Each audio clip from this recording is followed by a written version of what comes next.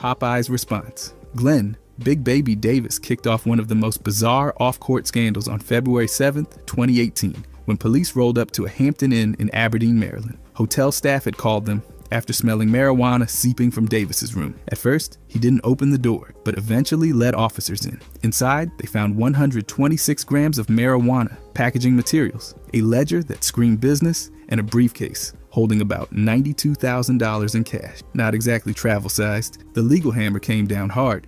Davis got slapped with 7 counts of drug possession and distribution. That's not your average misunderstanding at a hotel. But the internet nearly imploded when Davis decided to respond. Not through an interview, not with a lawyer, but by filming himself on a private jet, Popeye's chicken in hand, casually showing off a briefcase full of money. He looked directly at the camera and said, "Don't believe all that you see on the internet." The vibe? Somewhere between music video and confused denial. Fast forward 1 year to February 2019. And Davis avoided court altogether. He paid a $15,000 fine, and prosecutors dropped the charges by moving the case to a stet docket. That means the whole thing got suspended with no trial, no mugshot tour, no courtroom drama, just a lot of Popeyes, cash, and questions. The whole thing felt like a weird, alternate timeline, where chicken, jets, and felony charges all somehow co-star. Broomstick brawl. During the early 2000s, the Portland Trail Blazers weren't exactly known for harmony. They earned the nickname Jail Blazers thanks to a steady stream of off-court issues.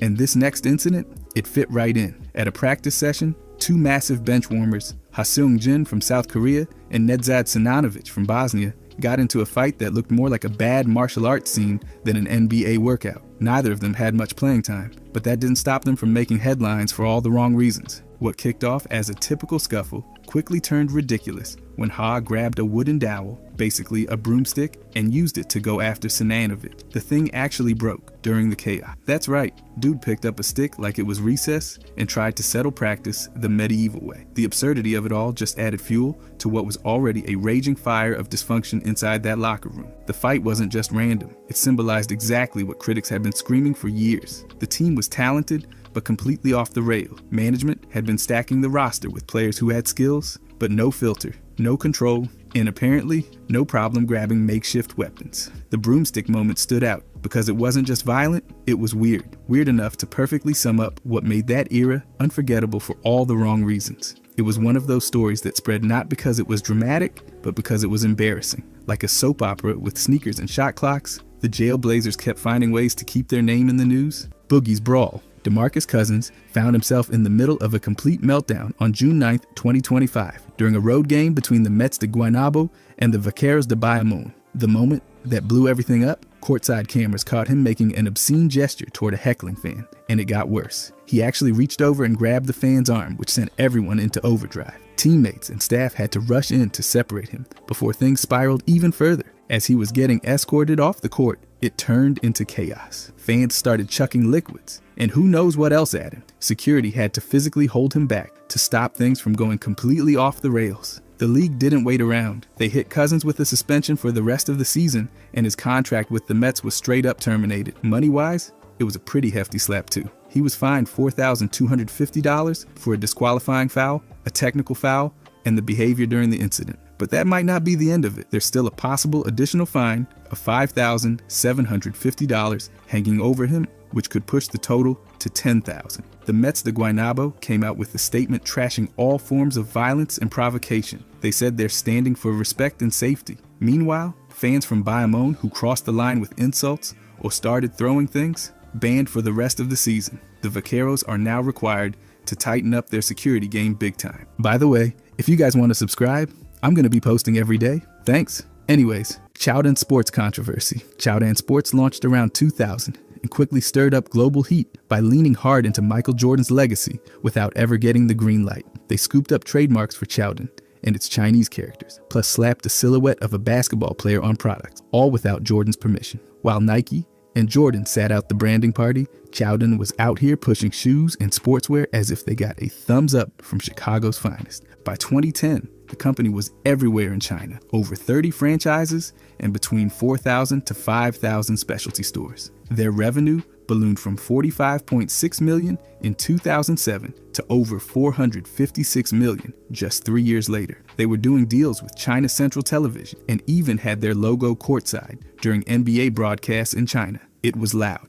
In 2012, Jordan finally had enough. He filed a lawsuit to challenge their use of his name, jersey number, and even his son's names. That sparked a legal storm with over 80 lawsuits and countersuits across Chinese courts. The legal maze dragged on for years. By 2020, the Supreme People's Court of China stepped in. They ruled Jordan had name rights to the Chinese characters, but not to the pinyin spelling or the silhouette. Chowden Sports had to stop using Chowden, and 74 trademarks were revoked. But the logo and pinyin name survived. Eventually, Chowden rebranded as Zhongqiao Sports Company, and by 2023, they were filing for an IPO on the Shanghai Stock Exchange. So they're still around, just with a slightly less controversial nameplate and a whole lot more court time behind them. Kerr's tweet slip-up. On February 1st, 2018, Steve Kerr lit up the timeline with one accidental move. While watching a game between the Rockets and Spurs, he saw James Harden hit a step-back three that looked more like a hop, skip, and maybe a travel. The NBA posted the highlight, and Kerr dropped a quote that made headlines instantly. He tweeted, "It's an embarrassment. I think the league is so happy with all the scoring that it doesn't want to enforce stuff like that." Strong words, especially coming from a head coach. But here's where it turned into a full-on digital faceplant. Kerr deleted the tweet in under 30 seconds. Turns out he thought he was sending a direct message to a friend, not throwing shade in front of millions. The culprit? A brand new iPhone, and apparently a coach not quite trained in the dark arts of modern messaging. He had assistant coach Chris DeMarco handle the cleanup, and the tweet was gone almost as fast as it went up. The league took a look and decided not to fine Kerr. They believed the story. It was meant to be private, it got deleted quickly, and honestly, it didn't look like a stunt for attention. Still, for a guy known for being measured and media savvy, it was a rare public slip. That one comment, even though it was up for half a minute, pulled back the curtain on how some coaches really feel about what gets called and what doesn't. No fine, no suspension, just a quick moment where a coach learned the difference between a DM and a disaster, one iPhone tap at a time. Love under fire. On January 20th, 2018, the Cavaliers were absolutely torched by the Thunder in a 148-124 loss. Early in that disaster, Kevin Love dipped out. He played just 3 minutes before heading to the locker room, citing migraine symptoms. Not only did he leave the game, but he also missed the next team practice. That's when things boiled over. The following Monday, the Cavaliers called an emotional team meeting. And by emotional, we mean players straight up accused Love of faking the illness to avoid taking part in the embarrassing loss. Reports called the meeting loud and intense, and tensions were off the charts. Isaiah Thomas was one of the loudest voices in the room, allegedly leading the charge with questions about whether Love just bailed on the team. Love didn't stay silent. He stood up, addressed the team, and defended himself in front of players, coaches, and management.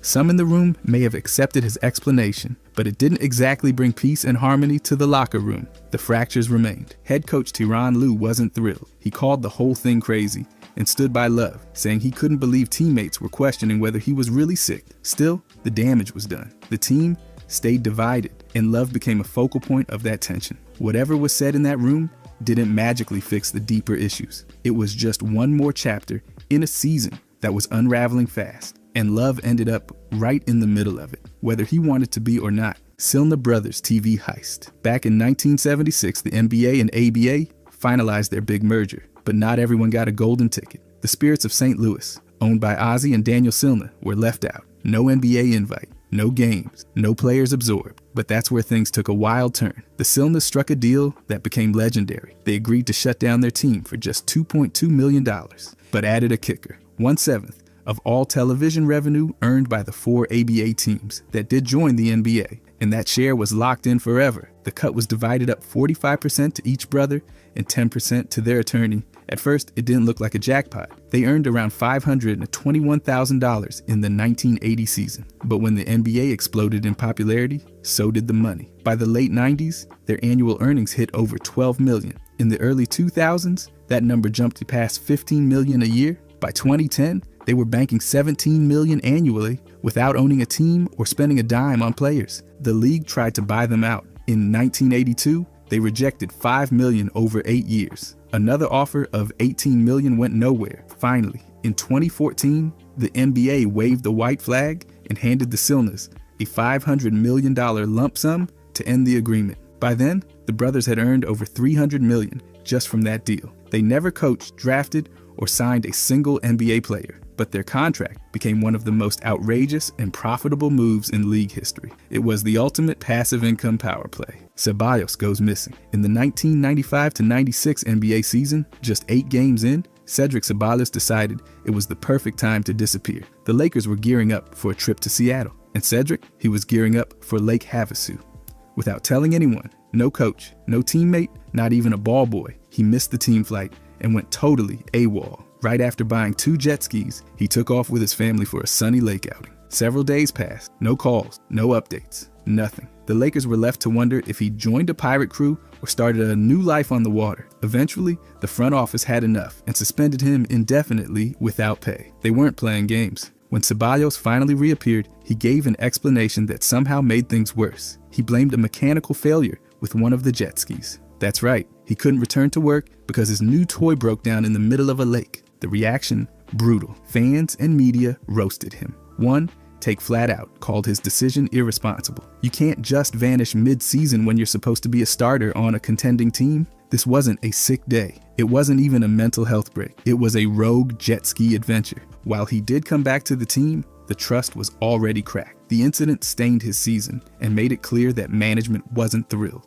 A few months later, he was traded. Turns out, disappearing without warning during a playoff push isn't a great long-term career move, even if the Lake Day was fun. Arenas gambling ring. On July 30th, 2025, Gilbert Arenas was arrested by the U.S. Department of Justice for running an illegal gambling ring straight out of his California mansion. He was hit with 3 felony charges: conspiracy, operating an illegal gambling business, and lying to federal investigators. He pleaded not guilty and was released on a $50,000 bond. The trial scheduled for September 23rd. According to the indictment, Arenas used his Encino mansion between September 2021 and July 2022 to host high-stakes underground poker games. The go-to game? Pot Limit Omaha. He didn't run it solo though. His associate, Arthur Katz, handled most of the logistics and property setup.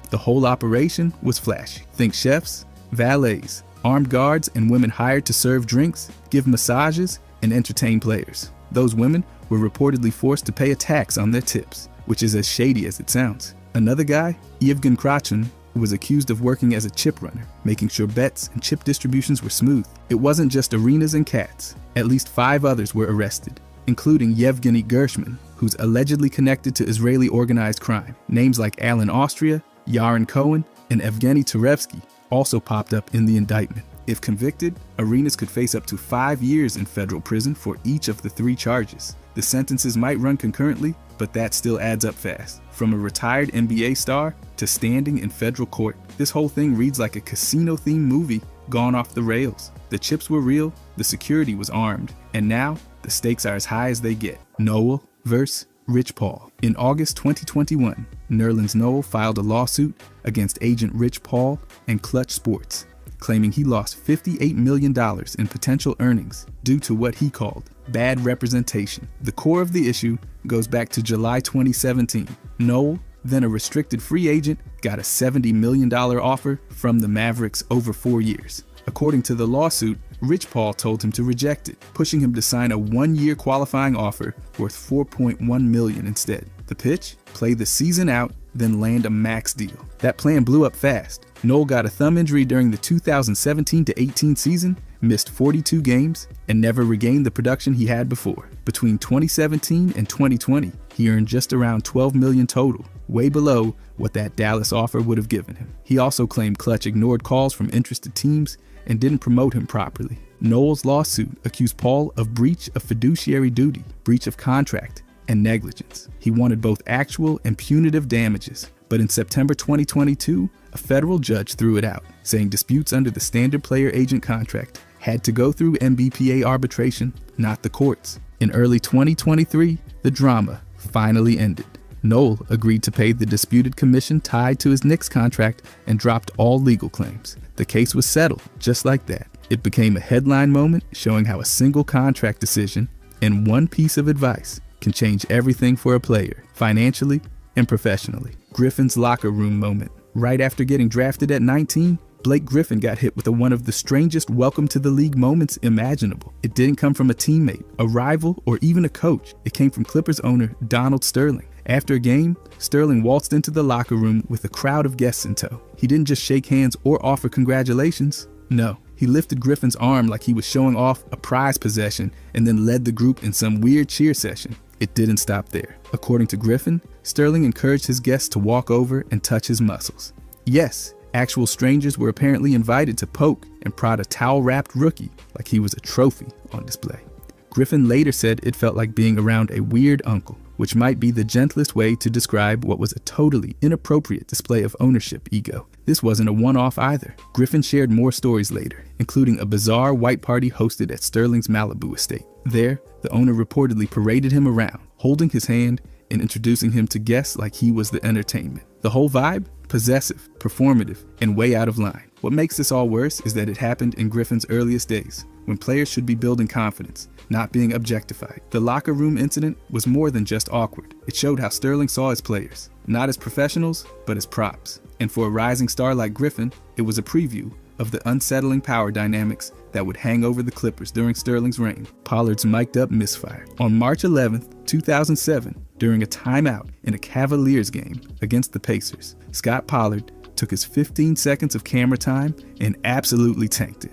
Sitting on the bench, staring straight into the camera, he said, "Hey kids, do drugs." That was it. No setup, no key in text, just pure, reckless nonsense, broadcast live to millions. The Cavaliers scrambled to clean it up. General Manager Danny Ferry made it clear the team didn't condone the comment, and they had a conversation with Pollard right after. Pollard tried to brush it off as a bad joke, saying he didn't actually promote drug use, but the damage was already done. It became one of those weird NBA moments people still shake their heads about.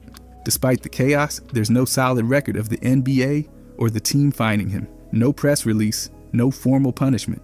Nothing listed in league action reports. For a comment that instantly made headlines, the follow-up was surprisingly quiet. Either Pollard got a stern talk and a warning, or they just hoped the whole thing would blow over fast. And it kind of did. No suspension, no public fine. Just a bad look that stuck to him more than any actual penalty. It wasn't a scandal with layers. It was just one bizarre sentence, caught on a live mic, that turned into an infamous clip. And somehow, it didn't ruin his career, but it definitely cemented his place in the hall of awkward NBA soundbites forever. Iggy's Memphis standoff. In July 2019, Iggy was traded from the Warriors to the Grizzlies in a move that was all about the salary cap. But unlike most trades, this one came with an asterisk. He never reported to the team. That wasn't just Iggy bailing on Memphis. It was a mutual decision. Both sides agreed he'd stay away while they worked on a trade. No training camp, no practices, no jersey fitting. Just an understanding that he wouldn't suit up for them. Reports made it sound like Iggy refused to play,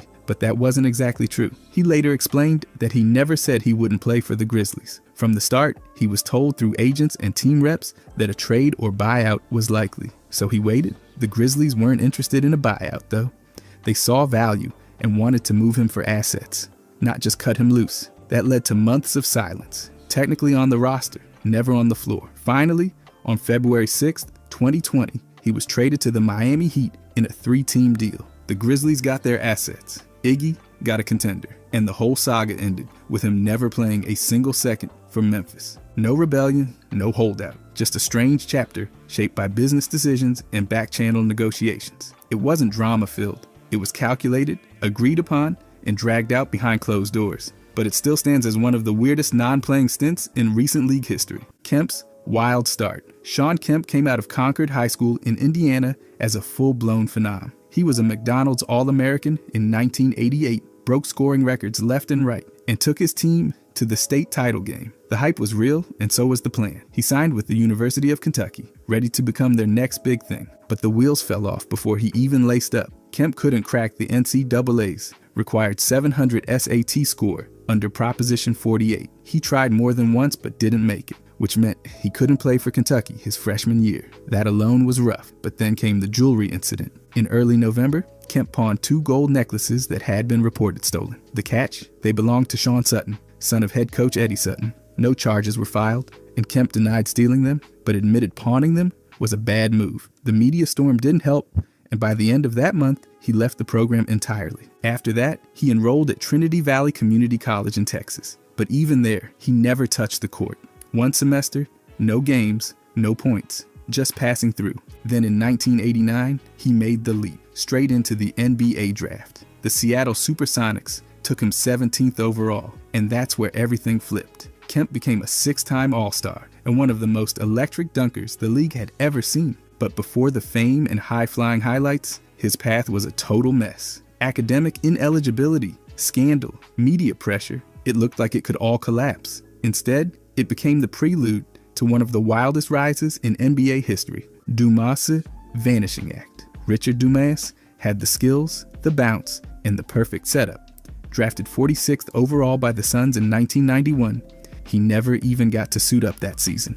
Before playing a single game, the NBA suspended him for violating the league's substance abuse policy. Just like that, his rookie year was wiped out. No games, no stats, just a roster spot that never saw the floor. Then came the comeback. In the 1992-93 season, Dumas returned 19 games into the year and made an instant impact. He averaged 15.8 points and 4.6 rebounds per game and made the all-rookie second team. The Suns were rolling that year, racking up 62 wins and charging all the way to the finals. Dumas was a key part of that success, playing like a guy who'd been there all along. But consistency was never the storyline. In October 1994, Dumas failed another drug test and got suspended again. This time, he didn't return until March 1995. Even then, he played only 15 games and averaged 5.5 points. His shot at long-term success was slipping fast. That slip turned into a fall. After breaking league substance policies again, this time including alcohol use violations, the NBA handed him a permanent ban. He was out. No comeback, no redemption arc. From explosive finals contributor to league exile, Dumas' journey became one of the biggest what-ifs of the era. The talent was never the problem. It was everything that happened off the court that made this story end early. Knicks-Wizards Christmas clash. On December 25th, 2014, the NBA's Holiday Spotlight game at Madison Square Garden turned into a showdown, and not just on the scoreboard. With 5 minutes and 31 seconds left and the Wizards comfortably ahead, Knicks forward Quincy Acey delivered a hard forearm shove to John Wall, who was dribbling up court. That shove lit the fuse. Wall shoved back. Acey, not backing down, appeared to swing at Wall, prompting a full-on flare-up that had players separating the two before it boiled over. The referees quickly reviewed the chaos. Acey was ejected on a flagrant 2 foul, and Wall picked up a technical. But the drama didn't end there. The league responded with penalties. Acey was suspended for 1 game without pay for initiating the scuffle. Wall was fined $15,000 for escalating the situation. No punches were officially ruled, but it was about as heated as a holiday game gets. Meanwhile, the Knicks were spiraling. That game marked their 6th straight loss and the 16th in 17 games. The team was already buried in dysfunction, and this altercation only spotlighted the frustration bubbling over. The Wizards, on the other hand, kept their focus. They walked out with a 102-91 win. And 2 of their stars, Wall and Bradley Beal, delivered strong performances that were almost completely overshadowed by the fight. Instead of the usual flashy dunks and festive highlight reels, fans got a Christmas Day brawl. No Christmas miracle for the Knicks. Just another L, another headline, and another low point in a brutal season. Curry's DNA controversy. In the 2004 to 2005 season, Eddie Curry's career hit a major detour. After developing an irregular heartbeat, he was sidelined for the final 13 games and the playoff. Even though multiple cardiologists cleared him to return, the Bulls weren't convinced. They wanted more than just medical opinions. They wanted genetic proof. Specifically, the team asked Curry to take a DNA test to check for hypertrophic cardiomyopathy, a condition linked to sudden cardiac death in athletes. To make the request more palatable, they offered an incentive, $400,000 a year for 50 years, $20 million total, if the test came back positive. Curry declined. He wasn't just thinking about himself. He and his agent believed that giving in could open the door for teams to pressure other players, especially black athletes, into surrendering private medical data just to keep their careers alive. The money didn't change his mind. He stood firm on privacy. With the standoff unresolved, the Bulls made their move. On October 3rd, 2005, they traded Curry to the New York Knicks. That ended the impasse and kicked off a whole new chapter in his career. It wasn't about contracts or court time. It was about DNA, autonomy, and a precedent the league had never seen before. What started as a health scare turned into a debate about medical ethics in pro sports. Curry wasn't just playing for minutes. He was pushing back against how far a franchise could go in the name of protecting an investment. Kirilenko's Vanishing Act. After a short run in Russia, Andrei Kirilenko made his NBA return in the 2012-13 season with the Timberwolves, playing 64 games and showing flashes of his old self. In July 2013, he signed a 2-year deal with the Brooklyn Nets and exercised his player option for $3.3 million heading into the 2014-15 season. But things got weird fast. By November, Kirilenko had taken a leave of absence from the Nets. Then on December 11th, the Nets traded him to the Philadelphia 76ers in a salary dump. Philadelphia wasn't interested in his production. They wanted his contract. Kirilenko, on the other hand, wanted no part of the Sixers. He never reported. On January 9th, 2015, Philadelphia suspended him without pay for failing to show up. Reports floated around that there was a quiet agreement he'd be waived, but the Sixers denied any deal like that. Kirilenko said his wife's pregnancy and family matters were behind the decision, and his camp pushed for a buyout. Philadelphia held the line, insisting he report and get in shape. It never happened. On February 21st, the Sixers finally waived him. 3 days later, Kirilenko signed with CSKA Moscow and closed the NBA chapter for good. From a former All-Star and Olympian to a suspended player avoiding a rebuild, Kirilenko's exit from the league wasn't loud. It was awkward. No games played for Philadelphia. No final send-off, just a quiet return to Russia after a standoff no one seemed all that eager to resolve. Ryder's Oakland arrest. In June 1996, Isaiah Ryder, then with the Minnesota Timberwolves, was arrested in Oakland after a traffic stop by California Highway Patrol officers. What they found inside his vehicle turned a routine stop into another headline in Ryder's growing off-court rap sheet. First, there was marijuana in the car, enough to land him a misdemeanor possession charge. But the second item was a little more unusual, an illegal cellular phone. Not illegal like banned model, but illegal as in tampered with. The phone's serial number had been removed or altered, making it a suspected cloned device. These types of phones could reroute calls to someone else's account or even piggyback off legit billing lines, a form of telecom fraud. After the arrest, Ryder was convicted of misdemeanor marijuana possession. As for the phone, he pleaded no contest to the charge of possessing an illegal or cloned communication device. No felony charges, no jail time, but another dent in a career already under scrutiny. For Ryder, this wasn't a one-off incident. It was one more addition to a growing list of off-court missteps that often overshadowed his talent. Between the weed and the clone tech, the whole thing played out like a strange side plot in a 90s crime show and made sure his name stayed in the headlines for all the wrong reasons. Haywood versus the NBA. In 1969, Spencer Haywood went pro after just 2 college seasons, signing with the ABA's Denver Rockets under a hardship exemption. He lit the league up, leading in scoring and rebounding, and walked away with Rookie of the Year and MVP honors. But he wasn't done breaking the rules. In 1970, the Seattle Supersonics threw him a 6-year, $1.5 million contract. Even though the NBA had a strict 4-year rule, players had to wait 4 years after high school to enter the league. The NBA pushed back hard, threatening both Haywood and the team. So Haywood and Sonics. Owner Sam Schulman sued, filing an antitrust case under the Sherman Act. The court sided with Haywood. A district court granted an injunction letting him play, and the U.S. Supreme Court upheld it in March 1971. The NBA blinked. They settled, and Haywood stayed in Seattle. That decision cracked the door open for early entries and changed NBA draft rules forever. But the chaos didn't stop there. Just months later, the Buffalo Braves tried to swoop in. During the 1971 draft, they used their second-round pick, 30th overall, to draft Haywood, even though he was already under contract with the Sonics. The move was pure opportunism. The league and courts weren't impressed. Seattle's claim held up, and Buffalo's pick went nowhere. The impact? Massive. Haywood's case led the NBA to formally adopt a hardship rule and open the door for future players like Kevin Garnett and LeBron James to enter early. And Haywood himself, he went on to a Hall of Fame career, not just for the points he scored, but for the fight he took all the way to the highest court, child's conditioning suspension. On October 22, 2002, the New Jersey Nets dropped the hammer on veteran point guard Chris Childs, suspending him indefinitely for showing up to training camp badly out of shape. Reports at the time said he was carrying 25 to 30 extra pounds above his target, playing weight of around 205 to 210 pounds. This wasn't just about a few missed workouts. Childs had also been dealing with an Achilles tendon injury that limited his ability to practice,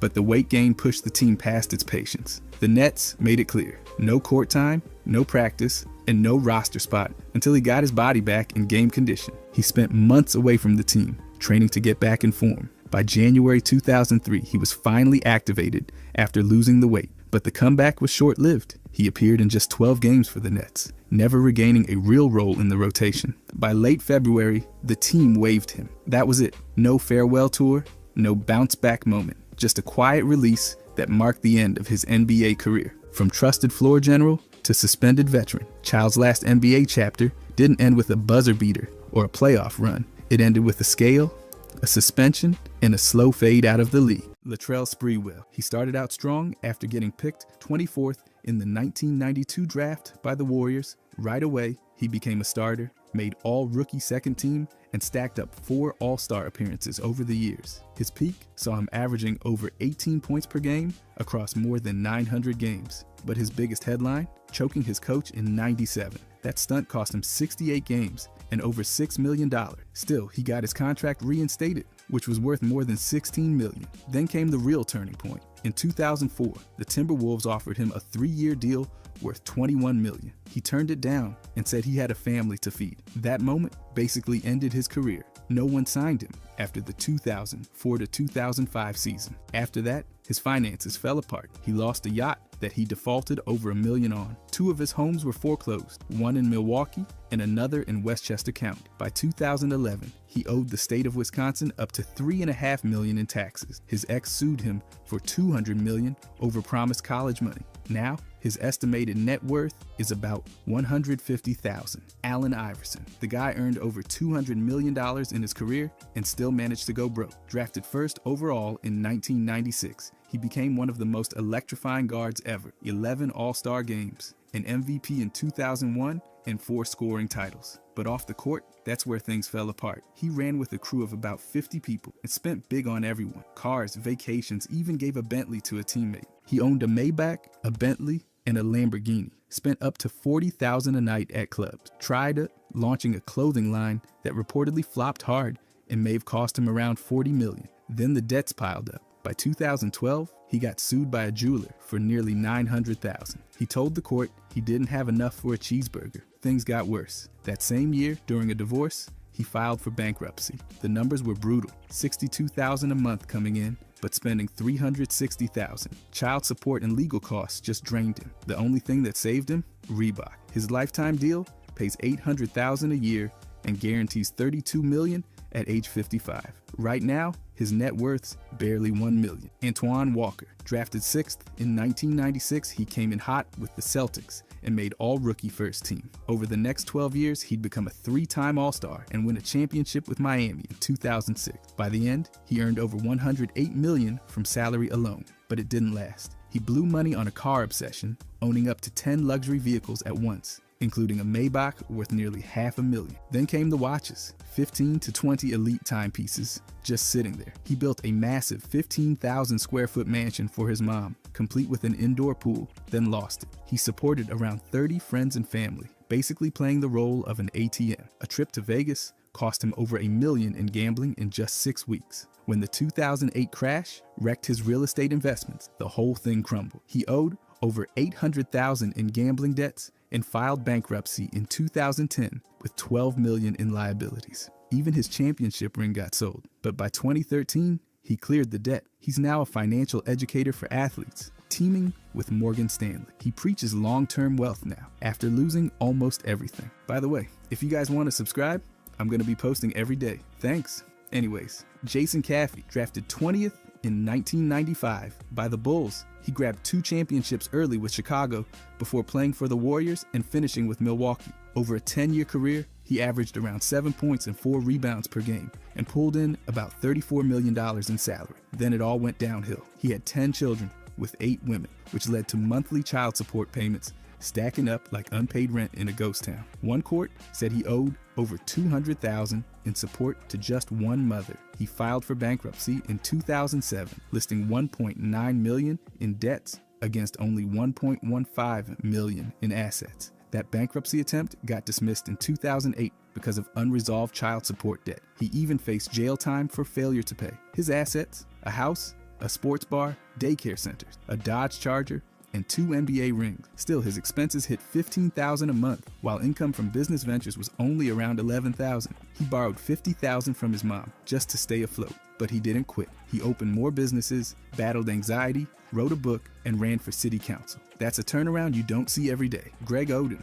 drafted first in 2007, he signed a rookie deal worth over $21 million, but a knee surgery kept him out his entire first year. He barely played over the next few seasons, starting only 66 games in total before getting waived by Portland in 2012. He signed one-year deals with Miami and then a team in China, adding about $2 million more. Still, injuries crushed his momentum, and he missed out on what he says could have been $20 million extra if he'd stuck around when the salary cap exploded. His finances took hits too. Early on, he bought luxury cars and houses for family and friends without tracking his account balance. By 2018, he was close to bankruptcy. He even admitted he didn't know how much money he had at times, just trusting other people to handle it. Now he works at Butler University as director of basketball operations and partners with a financial education firm. He teaches athletes how to manage their money the way he wishes he had. Oden's story proves wealth can fade fast if you don't take control early. Darius Miles, picked third straight out of high school. In 2000, he made history as the highest prep-to-pro pick ever at the time. He hit the ground running with the Clippers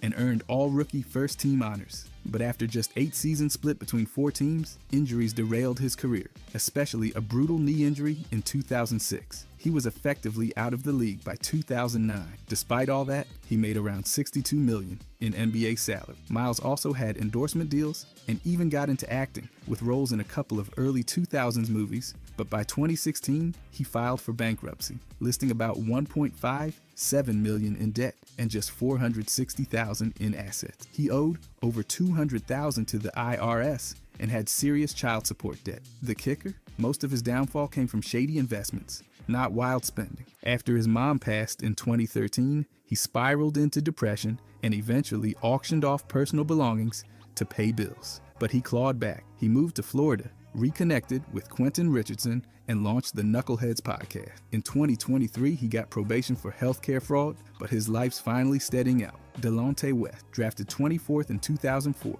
He played 8 seasons across 4 teams and earned about $16.4 million in NBA salary. But despite that, he's now living in near poverty. His bipolar disorder, diagnosed in 2008, mixed with substance abuse and personal losses, set off a downward spiral. He got arrested in 2009 for weapons charges, divorced twice, and at one point lived in a locker room during the NBA lockout. He sold off cars and jewelry, applied for jobs at home improvement stores, and still came up short. Legal fees, medical bills, and family obligations drained his savings fast. At one point, he was panhandling on the street in Dallas. Mavericks owner Mark Cuban helped in 2020, getting him into rehab and covering his expenses. For a while, West even worked at that rehab center, but he relapsed. Since then, he's been arrested multiple times, trespassing in 2022 and resisting arrest in 2024. His current net worth is estimated around $1,000. He continues to struggle with substance issues and mental health. No bankruptcy filing has been recorded, but he's clearly lost nearly everything. His story is painful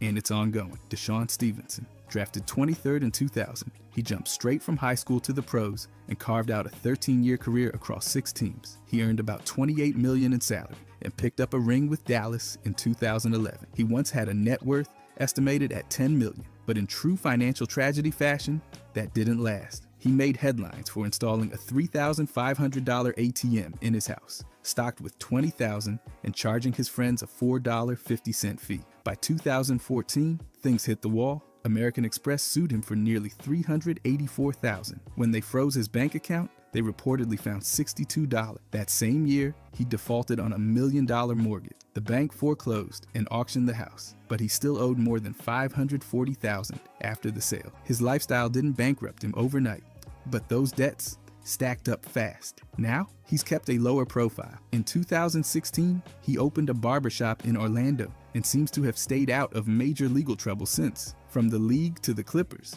real ones, his path's changed, but he's still cutting through it. Glenn Rice, picked 4th in 1989. He played 15 seasons and became a 3-time All-Star, won a title with the Lakers in 2000, and ended his career with over 18,000 points. He also racked up around $68 million in salary. But once he stepped off the court, things got dicey. He burned through cash with reckless spending and made some spectacularly bad investments. At one point, he was close to losing everything. Then came the child support problems. In 2016, He couldn't keep up with the $1,500 a month he owed and got it knocked down to $600 after piling up arrears. It was a steep fall for someone who used to cash checks like that on a Tuesday. He kept himself afloat with autograph signings, training camps, and appearances, but that was far from the big league money.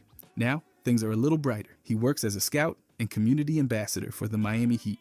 He's even got his hands in promoting mixed martial arts through G-Force fights. His estimated net worth has bounced back to about $20 million. Not quite the glory days, but definitely not broke. He got lucky, and he knew when to. Penny Anderson, drafted second overall in 1991, he played 15 seasons with 10 different teams and pulled in over $63 million in NBA salary. He made an All-Star team in 1994 and racked up more than 10,000 career points and over 5,000 assists. But the moment he retired in 2005, he filed for bankruptcy, and that wasn't a coincidence. He was spending around $41,000 a month, juggling 7 kids with 4 different women, and dealing with mounting child support bills. His car collection reportedly hit 11 vehicles. Add in legal fees from multiple DUIs, and the fortune melted fast. By the time the dust settled, his estimated net worth was under $1 million. After his mom died in 2005, he started spiraling. He also later revealed childhood abuse, adding another layer to his personal struggles. Still, he found his footing. He earned a degree in 2010,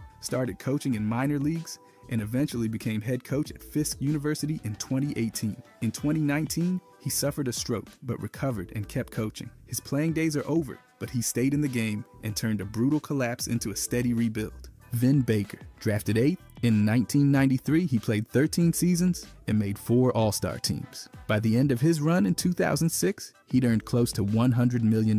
But it didn't stick. Alcoholism took over in his later years. He drank in locker rooms, was suspended, ballooned over 300 pounds, and lost control. Gambling didn't help. He dropped nearly $1 million in a single night in Las Vegas. Add in bad investments, like a failed restaurant and mortgage default, and things collapsed. His $3 million home was foreclosed. By the time he retired, the money was gone. Then came the turn. He got sober in 2011. With help from Howard Schultz, he trained to manage a Starbucks. Seriously, that's where his reset began. He coached kids' camps, did broadcasting, and stayed visible. Then in 2018, he got hired as an assistant coach for the Bucks. 3 years later, he won a championship ring. Baker's now back in the NBA, sober, focused, and mentoring. From nearly drowning in addiction and losing everything to building a second act rooted in humility and purpose. He didn't just rebound, he completely rewrote the game. Joe Smith, picked first overall in 1995. He played 16 seasons with 12 different teams, more than anyone else at the time. He scored nearly 11 points a game and pulled in over 6 rebounds. In total, he made $61 million in salary. But after taxes, agent fees, and other cuts, he says he really only saw about $18 million. Then came the fall. At one point, he had just $3,000 in the bank and was more than $157,000 in debt. He bought homes in nearly every city he played in and often sold them at a loss. The luxury cars didn't help. Corvette, Bentley, multiple Range Rovers. His divorce in 2011 cost around $3 million alone. To dig out, he joined Alex Rodriguez's financial rehab show and started turning things around. He downsized, sold off assets, and launched basketball training programs in Atlanta. He also speaks openly about the mental stress at all costs. Today, he's still coaching and mentoring players, while his son plays professionally in France. He's not rich anymore, but he's stable, and he's done it by being real about the mistakes that nearly wiped him out. Larry Johnson, picked first overall in 1991, he racked up over $83 million in NBA salary through a 12-year career. He won Rookie of the Year and made 2 All-Star appearances before chronic back problems slowed him down. After moving to the Knicks, he shifted his game to stay effective, but his financial life wasn't as adaptable. He signed an $84 million extension in 1993, huge at the time, but by 2015, he was broke and filed for Chapter 7 bankruptcy. He listed around $800,000 in assets and owed roughly $300,000, including $90,000 to the IRS. He was also hit hard by child support payments for 5 kids with 4 different women. That number climbed to over $120,000. He even had to sell off his California mansion during bankruptcy, and when it ended in 2016, he had about $7,500 in the bank. At one point, an ex sued him for a dentist bill. Still, he rebounded. He rejoined the Knicks, this time in the front office. His estimated net worth now is around $500,000, and while that's nowhere near his peak, it's at least stable. Rick Mahorn. He spent over a decade in the league, made a name with the Bad Boys Pistons, and won a ring in 1989. He earned around $6.8 million total in salary. Not superstar money, but decent for his era. But by the end of 2009, it had all collapsed. He filed for Chapter 7 bankruptcy, listing about $228,000 in assets against over $518,000 in liabilities. His monthly income at the time was just over $6,000, while expenses clocked in at nearly $13,000. His house, once worth $1.3 million, was foreclosed. The IRS wanted over $200,000. He had $100 in cash and just over $1,000 in the bank. He leased an Escalade and owned 2 older vehicles. The bankruptcy trustee also flagged his missing NBA pension and championship rings. 1 was with his mom, and 2 weren't accounted for. After that, he dug in. He coached in the WNBA, did radio for the Pistons, and later played in the Big 3 league. Add in a pension and media work, and he's stable now. His estimated net worth sits between $3 and $4 million. Not bad for a guy who once had just $100. Travis Best, drafted 23rd overall in 1995, he played a decade in the NBA and earned about $18.2 million in salary. Adjusted for inflation, that's closer to $33.5 million. He played for 6 teams, including the Pacers, Heat, and Bulls, and finished his career overseas in 2009. But even with a solid, workmanlike career, he wasn't immune to financial disaster. He became one of several athletes defrauded by financial advisor Peggy Ann Fulford. She stole over $1 million from him, and in 2019, a court awarded him nearly $1.4 million in restitution. That fraud was a huge blow, not career-ending money, but enough to make a serious dent. Despite the setback, Best never filed for bankruptcy. He's kept a low profile since then and used the court victory to recover much of the stolen money. There's no flashy post-NBA downfall here, just a cautionary tale about trust, money, and the importance of watching your back even when you're not spending like a superstar. Best stayed out of financial collapse and managed to keep things stable. Quiet resilience beats spectacular flameouts every time.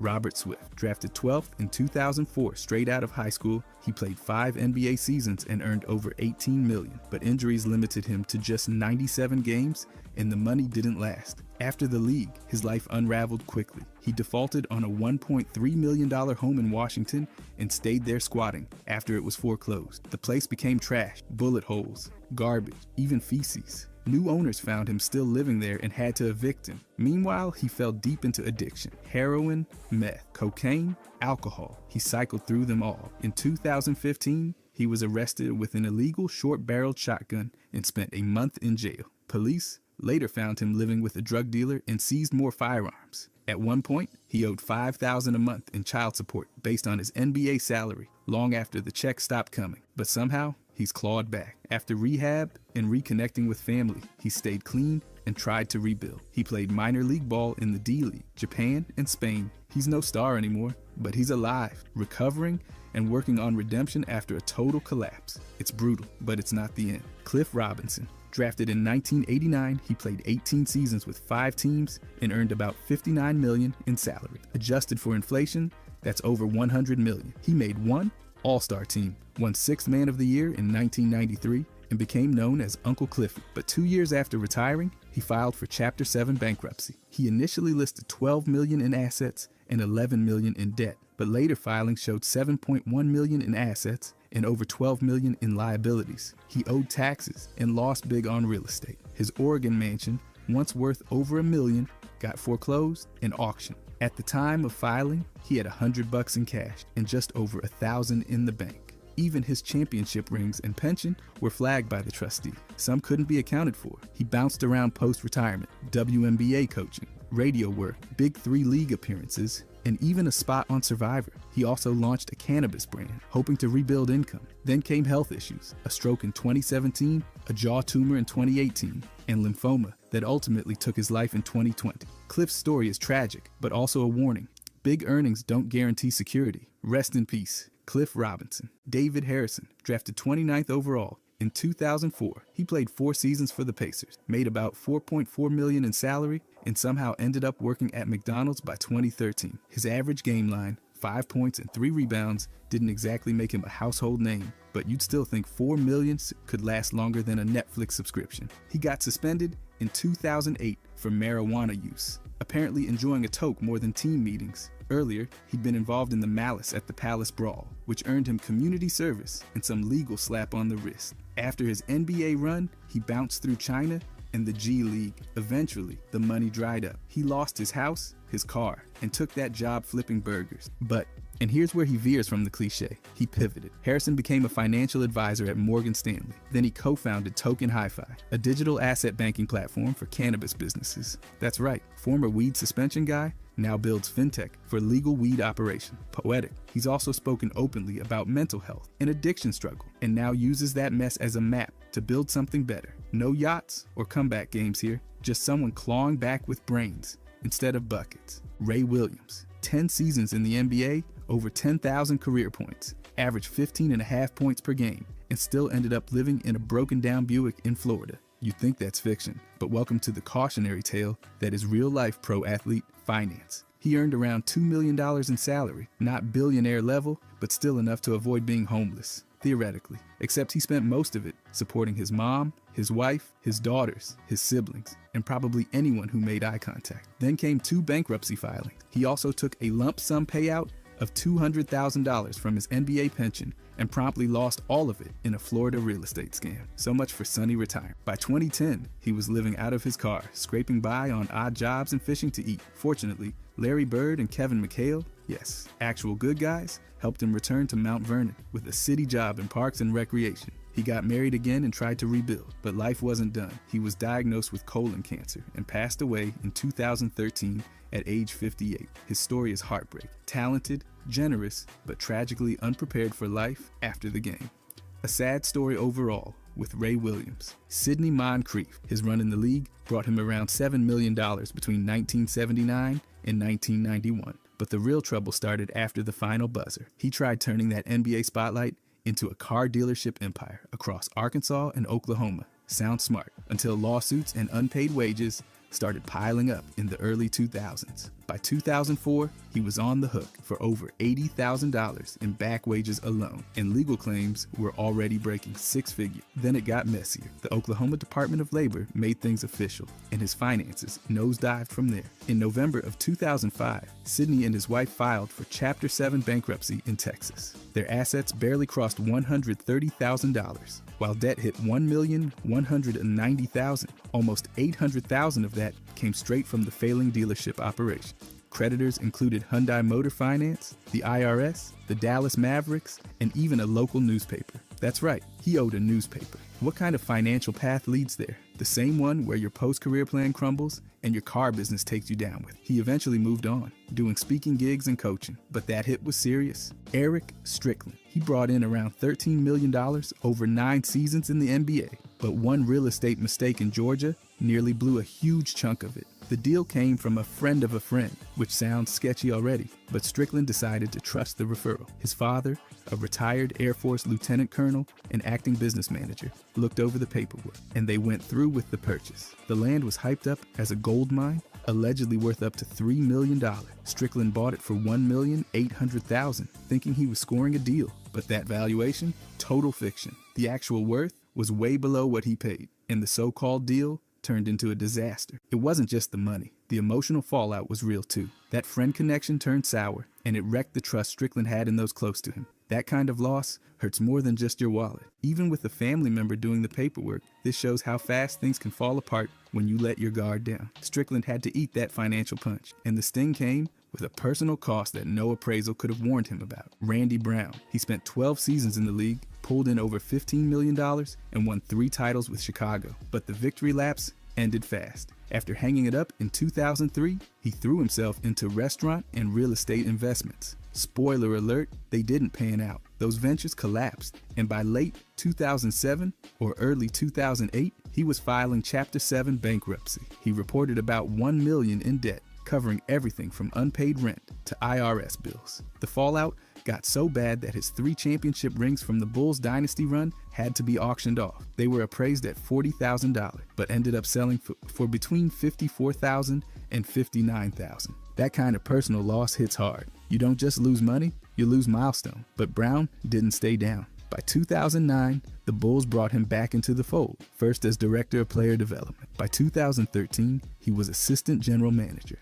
That second chance wasn't flashy, but it brought financial stability and a clean professional restart. Brown's story isn't just about losing a fortune, it's about clawing back when everything feels wrecked. He rebuilt without needing a spotlight to prove it. Dan Issel, he racked up over 27,000 points during his 15-year run across the ABA and NBA, grabbed 7 All-Star appearances, and even took home an ABA title. He also reportedly earned over $61 million through his career. That's the kind of number that usually means never worrying about money again, unless you dive headfirst into bad investments. After hanging it up, he poured money into businesses and a horse racing venture. Neither went the way he'd hoped. By 2009, Issel had to file Chapter 7 bankruptcy. He owed around $4.5 million across 34 creditors, including family members, business partners, and the IRS. His assets, around $7.1 million, but his liabilities, they reached over $12 million. That left him in a financial hole over $5 million deep. He was forced to give up memorabilia, some collectibles, and even part of his pension. But he didn't just vanish.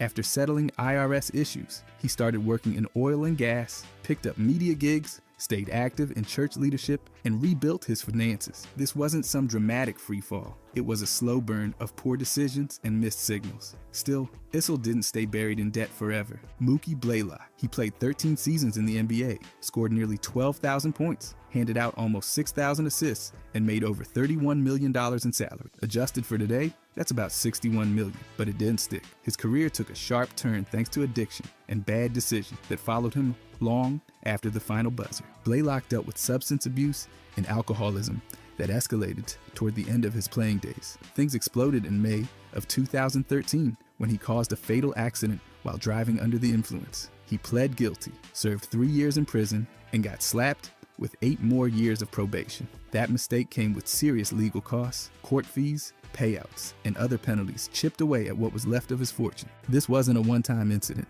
Before that crash, he'd already racked up at least 7 other DUI charges. And despite earning well over $30 million during his time in the league, most of it disappeared into legal bills and the chaos around his personal life. Blaylock didn't end up bankrupt, but his net worth today sits much lower than it once was. A steep fall for someone who had everything set. His story is a clear picture of how fast it can all unravel. Chris Washburn, picked 3rd overall in the 1986 draft by Golden State, but that high draft slot didn't translate to a long NBA career. He played only 72 games over 2 seasons, averaged just over 3 points per game, and was banned from the league in 1989 after failing 3 drug tests. In that short span, he made about $1,250,000, and it vanished fast. By 1991, he filed for bankruptcy. Cocaine addiction wrecked both his game and his finances, and not long after, he was homeless in Houston. He lived on the streets, dug through dumpsters, slept in crack houses, and eventually landed in prison on drug charges. But in 2000, he got clean. He stayed that way. He opened a fried chicken restaurant back in Hickory in 2011, though it didn't last long. He later worked in mortgage collections and helped people experiencing homelessness. These days, he runs CW Enterprises, TAC,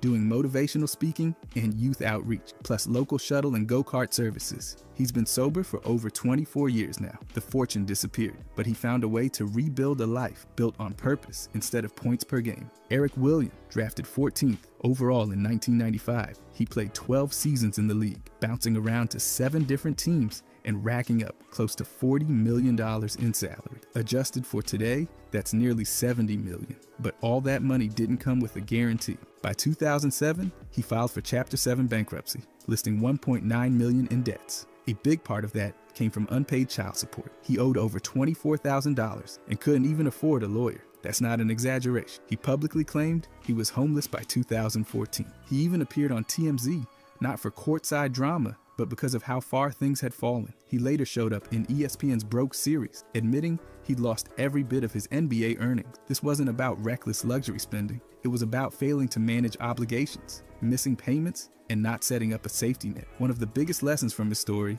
is how fast it can unravel, even with millions in the bank. Eric Williams didn't just lose money, he lost footing. And despite 12 years in the league, his post-career life became a warning, not a victory lap. Derek Coleman, 1st overall pick in 1990, played 15 seasons and stacked up nearly $90 million in salary. He averaged 16.5 points and over 9 rebounds a game, with totals north of 12,000 points and 7,000 rebounds. That's a rock-solid career on paper, but the money didn't last. In 2010, Coleman filed for Chapter 7 bankruptcy. His debts were listed around $4.7 million, while his assets barely reached $1 million. That included a Bentley convertible, fur coats, jewelry, and real estate, including homes for himself and his mother. The core problem? Detroit. Coleman invested heavily in real estate during a time when the city's economy was in free fall. He was trying to help, revitalizing neighborhoods and opening businesses, but the recession crushed the project. Coleman's corner was one of the biggest flops, and he also had money tied up in restaurant franchises and retail that folded. Even after liquidation, he was able to keep his NBA pension, bringing in about $90,000 a year. Since then, he's focused on rebuilding. He went back to Syracuse to finish his degree, got involved in clean water advocacy in Flint, and runs a youth league. His net worth today sits around $2 million, down but not done. LeBron James. His career arc doesn't follow the usual climb, peak, and decline. It's 4 different peaks that somehow never really dipped. Starting with the Cavaliers, his first run wasn't just a promising start. He was already putting up over 30 points per game in his 3rd season. He grabbed back-to-back MVPs and carried a franchise to 60-plus wins in back-to-back years before even turning 26. Then came the Heat years. That phase turned him from a freakish scorer into a machine. He locked down 2 MVPs, 2 championships, and finals MVPs while stuffing every box score like it owed him money. His numbers stayed wild, but the efficiency, off the charts. That's when the game slowed down for him. He stopped just running through defenders and started outthinking them too. Then came the return to Cleveland. That title run in 2016, legendary. He led everybody in every major stat over that 7-game final series. Not one player in league history's ever done that. Not only was he still dominating physically, he became one of the smartest playmakers on the floor, playing all 82 games in year 15 while leading the league in minutes. That's not normal. And now somehow, he's doing all this past 40, leading in all-time scoring, blowing past 50,000 total points, and still averaging near 27 points per game. He's played 23 seasons. That's never happened. Most players barely get 10 years in. LeBron's career isn't a single peak, it's a mountain range. Different heights, different shapes, but all of them at the top. Michael Jordan. His career arc wasn't just legendary, it was completely unpredictable. Drafted 3rd overall in 1984, he dominated right away. But after leading Chicago to 3 straight titles, he suddenly retired in October of 1993. His father had been murdered that July, and Jordan said he'd lost his drive to play. He walked away at his peak and picked up a bat instead. With the Birmingham Barons in Double-A, he hit just over 200 with 30 steals, 3 home runs, and more than 100 strikeouts in 436 at-bats. Then came the famous facts. I'm back, March 18th, 1995. After 17 months, he returned wearing number 45. The Bulls went 72-10 the next season, the best record in league history at that time. Then came another 3 championships. By the time he retired again in January of 1999, he had 6 titles and 2 separate three-peats. But he wasn't done. In September 2001, he came back again, not as a Bull, but as a Wizard. At 38, he played through injuries, missing 22 games the first season, but still averaged 20 points per game the next year. He even put up over 6 rebounds and nearly 4 assists. His final game came in April 2003. That wrapped up 15 total NBA seasons across 2 franchises and 3 separate runs. From scoring titles to baseball, front office duties to comeback games in a different jersey, Jordan's path was full of strange turns. He left at his best, came back better, left again, and somehow returned once more at nearly 40, and still made it count. No one else had a timeline like that. Ben Simmons. His career arc started with expectations sky high and twisted in ways few predicted. After being drafted 1st overall in 2016, he missed his entire rookie season with a foot injury.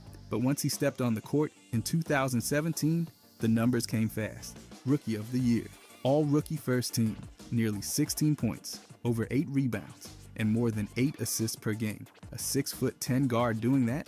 Wild. By year 2, Simmons became an all-star, and he kept that up for 3 straight seasons. He led the league in steals in 2019 and made 2 all-defensive first teams. He even snagged an All-NBA third team spot. During that stretch, he averaged mid-teens in points with strong rebounding and assist numbers, constantly impacting the game without needing to shoot threes. Then came the decline. A back injury sidelined him for the entire 2021 season. He was traded to the Brooklyn Nets in early 2022, but never regained that early form. Over 3 seasons there, he averaged just around 6 to 7 across points, rebounds, and assists. Add in missed time, back surgery, and role confusion, and it was clear the trajectory had shifted. In 2025, he landed with the Clippers, playing 18 games and averaging just 3 points per game. Through 383 total games, Simmons averaged around 13 points, over 7 rebounds, and over 7 assists. But by the end, his near-zero three-point shooting and continued health issues left him in free agency. He went from triple-double machine and all-star starter to role player on his 3rd team in under a decade, a sharp shift from how it all began. By the way, if you guys want to subscribe, I'm going to be posting every day. Thanks. Anyways, Jeremy Lin. His story didn't follow any blueprint. Born in 1988, he dominated at Palo Alto High, went 32-1 as a senior, and still got 0 Division I scholarship offer. At Harvard, he became a star, scoring over 1,400 points, grabbing more than 400 rebounds, dishing 400 assists, and swiping 200 steals. Still, he went undrafted in 2010. Golden State picked him up, but he played just 29 games and was waived. Houston picked him up, then waived him on Christmas Day. He was nearly out of the league when the Knicks signed him. Then February 4th, 2012 happened. 25 points and 7 assists lit the fuse. Linsanity was on. He dropped over 20 points and 7 assists in 5 straight starts. During that stretch, he averaged nearly 24 points and over 9 assists. That run put him on the map. After the Knicks, Lin signed with the Rockets and averaged about 14 points and 6 assists across 2 seasons. He then played for the Lakers, Hornets, Nets, Hawks, and Raptors. Over 9 NBA seasons, he played 480 games, averaged 11.6 points, 4.3 assists, and shot over 43% from the field. In 2019, he won a title with Toronto, the first Asian American player to do so. He kept playing overseas. In the 2025 Taiwan season, he averaged nearly 20 points and won MVP. That same year, he retired after a 15-year pro career. Lin went from undrafted to global icon, champion, and international MVP. It wasn't just unusual, it was a once-in-a-generation arc that never followed the rules. Derrick Rose. His career was a whirlwind of promise, dominance, setbacks, and longevity. Drafted first overall in 2008, he won Rookie of the Year with over 16 points and 6 assists per game. Then came the explosion. By 22, he was league MVP, averaging 25 points and nearly 8 assists. While leading the Bulls to 62 wins, he became the youngest MVP in NBA history. Then came the ACL tear, first playoff game in 2012. One injury altered everything. He missed the entire next season, tried to return, played 10 games, then sat again. From 2014 through 2016, he put up decent numbers, around 17 points and 5 assists. But the burst was gone. After Chicago, Rose bounced around. New York, Cleveland, Minnesota, Detroit, and back to New York. His role shifted. He became a sixth man, a veteran presence. In that stretch, he still averaged over 17 points and 5 assists per game. Not MVP numbers, but solid production over hundreds of games. He even dropped 50 points in a Timberwolves jersey in one of the most emotional games of his career. From 2020 to 2024, Rose played fewer games. With Memphis in his final season, he appeared in 24 games and averaged 8 points. But his impact was bigger than numbers. Over 15 seasons, he scored over 12,500 points and dished out nearly 4,000 assists. The Bulls are retiring his jersey. The city never forgot. From youngest MVP to seasoned vet, Rose never quit, even when his body did. That arc, from unstoppable force to respected mentor, stands alone in NBA history. Markelle Fultz. His career started with high expectations, but turned into one of the most unpredictable journeys for a #1 pick. Drafted first overall by the 76ers in 2017, he signed his rookie deal and debuted that October with 10 points in 18 minutes. But within days, something was off. He couldn't shoot. In 4 games, he hit just 33% of his shots and didn't attempt a single three. The issue? Thoracic outlet syndrome, a rare nerve condition affecting his shoulder. At one point, he couldn't raise his shooting arm properly. He was shut down and saw multiple specialists, even had fluid drained from his shoulder. In February 2019, Philadelphia traded him to Orlando. In his debut with the Magic, he posted 12 points and 6 assists. He played 72 games in his first full season there and averaged over 12 points and 5 assists. In his most efficient year, he shot over 51% from the field while averaging 14 points. Then came the ACL tear in January 2021. He missed over a year and returned in February 2022. More injuries followed: toe fractures, knee tendonitis, all interrupting his rhythm. In 2023, he dropped a career-high 28 points against the Clippers. But the next season, his numbers dropped again, under 8 points per game in 43 appearances. In February 2025, Sacramento signed him after losing De'Aaron Fox. Through all of it, nerve damage, ACL surgery, shifting roles, Fultz has stayed in the league, fighting to redefine his trajectory. Once seen as a franchise player, he's now a rotation piece still looking for consistency.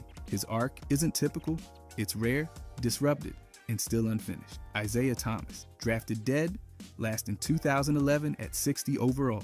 He wasn't supposed to make noise, and yet he ended up dropping nearly 10,000 career points across 12 NBA seasons. He started with Sacramento, cracked the lineup, and by year 3, he was averaging around 20 points per game. In March 2014, he even notched a triple-double, 24 points, 11 assists, and 10 rebounds. Not bad for a 5'9" guard everyone overlooked. Then came Boston. From 2015 to 2017, he became one of the league's best scorers. He put up over 28 points per game. In 2016-17, made 2 All-Star teams, and even finished 5th in MVP voting. During that Celtics stretch, he averaged nearly 25 points and 6 assists. He wasn't just good, he was carrying the team. King in the Fourth wasn't just a nickname, it was a pattern, but it didn't last. A hip injury in 2017 wrecked his momentum. He missed months, never fully healed, and couldn't keep up his previous level of play. What followed was a carousel of jerseys: Cleveland, Los Angeles, Denver, Washington, Charlotte, Dallas, and back to Los Angeles again. His scoring dipped, minutes got cut, and consistency disappeared. Still, he didn't quit. In 2025, he joined the Salt Lake City Stars in the G League and averaged over 32 points in 4 games. He played brief minutes for Phoenix again, chasing one last shot. Across 556 NBA games, he averaged 17.5 points and nearly 5 assists. From the final pick to All-NBA, then back to fighting for a roster spot. His career arc isn't typical. It's rare, explosive, and still unforgettable. Andrew Bynum, drafted 10th overall in 2005, straight out of high school. He was just 17 when he joined the Lakers. At 7 feet tall and nearly 285 pounds, expectations were high from day one. In his early seasons, he played limited minutes behind veterans, but by 2008, he was starting, contributing, and helping the Lakers win back-to-back championships in 2009 and 2010. His peak came in the 2011 season, where he averaged nearly 19 points, over 11 rebounds, and close to 2 blocks per game. That year, he made his only All-Star appearance and earned All-NBA second-team honors. But it didn't last. A dislocated knee in 2008 started a brutal pattern of injuries, from torn ligaments to recurring swelling. Bynum's knees never fully recovered. He missed chunks of multiple seasons with surgeries and rehabs that became routine. In 2012, he was traded to Philadelphia, but never played a single game due to a bone bruise sustained while bowling. The next year, he joined Cleveland, played just 24 games, then got suspended for conduct issues. Indiana signed him after that, but he only played 2 games before his knees flared up again. That was it. At just 26, his NBA career was over. Across 8 seasons, he played 418 games and averaged 11.5 points, over 7 rebounds, and more than a block per game. In the playoffs, he averaged nearly 10 points across 74 games. His rise was real, but his fall was fast. From a teenage draft pick to a 2-time champion to an early exit, Bynum's arc was defined by potential, success, and relentless injuries. Norman Powell, drafted 46th overall in 2015. He started as a second-round pickup with modest expectation. His rights were traded to Toronto on draft, and he spent his first few seasons developing behind veterans. But by 2019, he was a consistent piece of the Raptors' rotation. That season, he played 60 games, shot around 40% from deep, and won a champion. He carved out a role as a reliable 3-and-D wing who could finish in transition. In 2020, Powell's scoring jumped. He averaged around 16 points per game and then pushed near 20 the next season. His ability to attack closeouts, hit spot-up threes, and create off the dribble made him a vital part of Toronto's offense. After being traded to Portland, he kept that level, continuing to average high teens in points. Then came the Clippers. Traded in February 2022, he dropped 28 points in his debut, but fractured a sesamoid bone in his left foot not long after. Once healthy, he became a key scorer. Over 200 games, he averaged around 17 points per game with Los Angeles. In 2025, he had his best scoring season yet, over 21 points per game, starting all 60 games and shooting nearly 42% from three. Now with Miami, Powell's averaging over 24 points, nearly 4 rebounds, and close to 3 assists per game. He's the Heat's primary scorer and playing some of the best basketball of his career. From a second-round afterthought to a champion, then a 20-plus point scorer into his 30s, Powell's arc has been all about growth, resilience, and surprising consistency. Dennis Rodman, his journey through the league was anything but normal, starting from a tiny college most fans have never heard of and somehow turning into a Hall of Famer who reshaped how rebounding and defense were understood. Coming out of southeastern Oklahoma State, he wasn't exactly a big-name prospect, but after getting picked 27th overall in the 1986 draft by Detroit, Rodman wasted no time making a name for himself. Across 14 seasons with 5 teams, he played 911 regular season games, but the numbers barely explain the story. He averaged 13.1 rebounds per game, not once or twice, but over an entire career, and even topped 18 per game during multiple seasons. That's ridiculous, especially for a 6'7" forward battling guys way bigger than him. His role on the court was clear: defend, rebound, and make life miserable for anyone trying to score. He won 5 titles, 2 with the Bad Boys Pistons, and 3 with the Bulls during their second three-peat. And despite all the noise off the court, he showed up when it counted. The man won Defensive Player of the Year twice, made 8 all-defensive teams, and was named to 2 all-NBA squads. Rodman's career was full of strange turns. Trades, controversy, and brief stops with the Lakers and Mavericks made his final years a bit chaotic, but his impact never faded. That trade from San Antonio to Chicago, it changed everything. His rebounding, his tenacity, his chaos, they all made him unforgettable. And in 2011, the Hall of Fame made it official: Anthony Bennett. His name's still mentioned every time someone talks about draft picks that didn't exactly pan out in the NBA. He was the first Canadian ever taken #1 overall, which made the moment historic. Coming out of UNLV after just 1 college season, he put up around 16 points and 8 rebounds per game. That led Cleveland to grab him first in the 2013 draft, a pick that stunned almost everyone. His rookie year was rough: 52 games, no starts, and it took 5 games just to make a field goal. He didn't hit double figures until game 34. Not ideal. Across that first season, he averaged about 4 points and 3 rebounds in under 13 minutes a night. Things didn't turn around after that. He was sent to Minnesota in the Kevin Love deal, where his minutes went up a little, but the production didn't move much. Then came Toronto, his hometown team, where he barely saw the floor.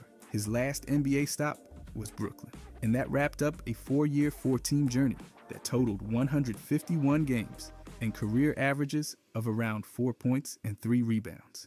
After leaving the NBA, Bennett found more success overseas. He joined Fenerbahce in Turkey and won the EuroLeague title. He also played in Taiwan and other international leagues where his numbers improved. On top of that, he helped Canada win silver at the Pan American Games. The NBA chapter might have closed early, but his career kept going in other corners of the basketball world. Despite the early expectations, his arc became a study in how unpredictable the transition to the pros can really be. Brandon Roy, his career had everything: elite scoring, leadership, and a rise that felt unstoppable, until his knees had other plans. Coming out of Seattle and the University of Washington, Roy was picked 6th in the 2006 draft by Minnesota, but landed in Portland that same night. Right away, he looked like the franchise player. His rookie year, a breeze. He took home Rookie of the Year and averaged nearly 17 points, 4 rebounds, and 4 assists per game. Then came the 3-year stretch that put him among the best guards in the league. From 2007 to 2010, he made 3 straight All-Star teams and earned All-NBA honors twice. He averaged over 20 points per game in back-to-back seasons, and even dropped 26.7 per game in the 2009 playoffs. Everything was pointing toward a long, dominant career, but his knees weren't built for the long haul. With no cartilage in either one, pain and surgeries piled up. After a meniscus tear in 2010, things never got back to full strength. In 2011, he had both knees scoped and came off the bench, fighting through pain. Despite one playoff burst against Dallas, the damage was done. That December, at just 27, he retired. A year later, he tried to come back with Minnesota, but played only 5 games before his knees shut things down for good. Still, in just over 300 games, Roy averaged almost 19 points per game, made 3 All-Star teams, and landed on multiple All-NBA squads. His peak was short, but unforgettable. For many, he's the ultimate what-if in modern basketball. Chandler Parsons, drafted 38th overall in 2011, he didn't waste time proving that mid-second round picks could actually ball. After 4 seasons at Florida, he landed with the Houston Rockets and immediately became a starter. His rookie year ended with all rookie honors, and by year 2, he was dropping 15 a night with efficient shooting from deep. He even set a record with 10 threes in one half. Not bad for a guy most fans didn't see coming. After 3 strong years, Dallas swooped in with a 3-year deal worth $46 million. Houston passed, and Parsons went to Texas with rising expectation. He played well, stretching the floor, scoring in bunches, and starting consistently. But then came the injuries. A knee issue popped up, and by the end of his Mavericks run, surgeries were starting to pile up. Then Memphis gave him a $94 million deal, hoping he'd be their missing piece. But the injuries only got worse. His appearances dipped, production faded, and availability became a major problem. When he was actually on the court, he still flashed that offensive talent, but those moments got rarer every year. By 2019, Atlanta took a shot. Parsons played 5 games. That January, a drunk driver hit his car. He suffered a concussion and a torn labrum, and just like that, his NBA career was over. He announced his retirement in 2022. In 9 seasons, Parsons played 440 games and averaged nearly 13 points, 4.5 rebounds, and almost 3 assists. His story? A promising scorer, big contracts, endless injuries, and a career cut short by something no one could have predicted. Greg Oden, taken first. Overall in 2007, he was supposed to be Portland's next franchise big man. He had size, athleticism, and a dominant college year at Ohio State that made passing on Kevin Durant seem justifiable at the time. But right before his rookie season, he had microfracture surgery on his right knee and missed the entire year. That was the beginning of a long, painful pattern. When he finally debuted in 2008, he got hurt again. A foot sprain in the very first game. He had flashes like a 24-point, 15-rebound night and a game with 20 boards, but those moments were rare. A fractured left patella ended his second season. More surgeries followed, including microfracture procedures on both knees. He missed the entire 2010 season, most of 2011, and Portland eventually cut him loose. In total, Oden played 79 games for the Blazers. His averages were around 8 points, 6 rebounds, and over 1 block per game on nearly 58% shooting. Solid numbers if stretched over a full season, but his body never gave him that chance. After sitting out 2 full years, he signed with Miami in 2013. He played 23 games, mostly in a limited role. That was his last NBA action. He tried overseas ball in China, but retired in 2016 at just 28. Oden's career was only 105 total games. For a number 1 pick with elite upside, that's almost unheard of. His knees simply never held up, turning one of the most hyped careers into one of the shortest. JaVale McGee, picked 18th in 2008, he came into the league as a 7-foot project with elite athleticism and one of the longest wingspans anyone had seen at the time. He started with Washington, making noise more for dunk contests than dominance. But over time, he carved out a reputation as a rim-running big who could block shots, throw down lobs, and finish plays others wouldn't even try. His early years with the Wizards and Nuggets were packed with flashes of promise. He even made headlines by dunking 3 balls at once in the NBA dunk contest. In Denver, he had stretches of real impact, especially as a paint presence. Then came the part of his career where he actually started winning. With the Warriors, McGee fit perfectly, catching lobs from elite passers, playing under control, and becoming a real contributor. That led to 2 titles in back-to-back seasons. Then he joined the Lakers and grabbed a 3rd ring in 2020. He played a starting role during that bubble run, anchoring the defense behind LeBron and Davis. After that, he bounced around. Cleveland, Phoenix, Dallas, Sacramento, always showing up as a steady vet who knew his job. Over 16 seasons and 9 teams, he played over 900 games and averaged around 8 points, 5 boards, and more than 1 block per game. Then came the international phase. In 2025, McGee won a title in Puerto Rico, then dropped 32 points and 13 rebounds in his NBL debut in Australia. 3 NBA rings, Olympic gold, and now international success. His career has been one of adaptability, durability, and unexpected longevity. Michael Carter Williams, drafted 11th overall in 2013, he came into the league like a rocket. His debut, 22 points, 12 assists, 9 steals, and 7 rebounds, nearly a quadruple double. He went on to win Rookie of the Year, averaging over 16 points, 6 assists, and 6 rebounds per game. That season had fans thinking Philly had just found their next franchise guard. But the roller coaster started early.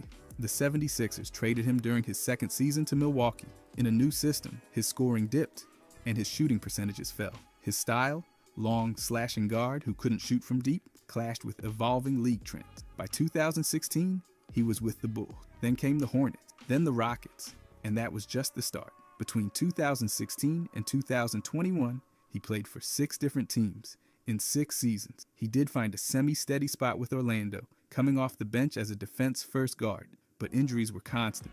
Ankle issues, foot problems, and inconsistent availability kept him from ever regaining early momentum. Across 9 NBA seasons, he played nearly 400 games and averaged around 10 points, 4 assists, and 4 rebounds. His shooting, just over 40% from the field and 25% from 3.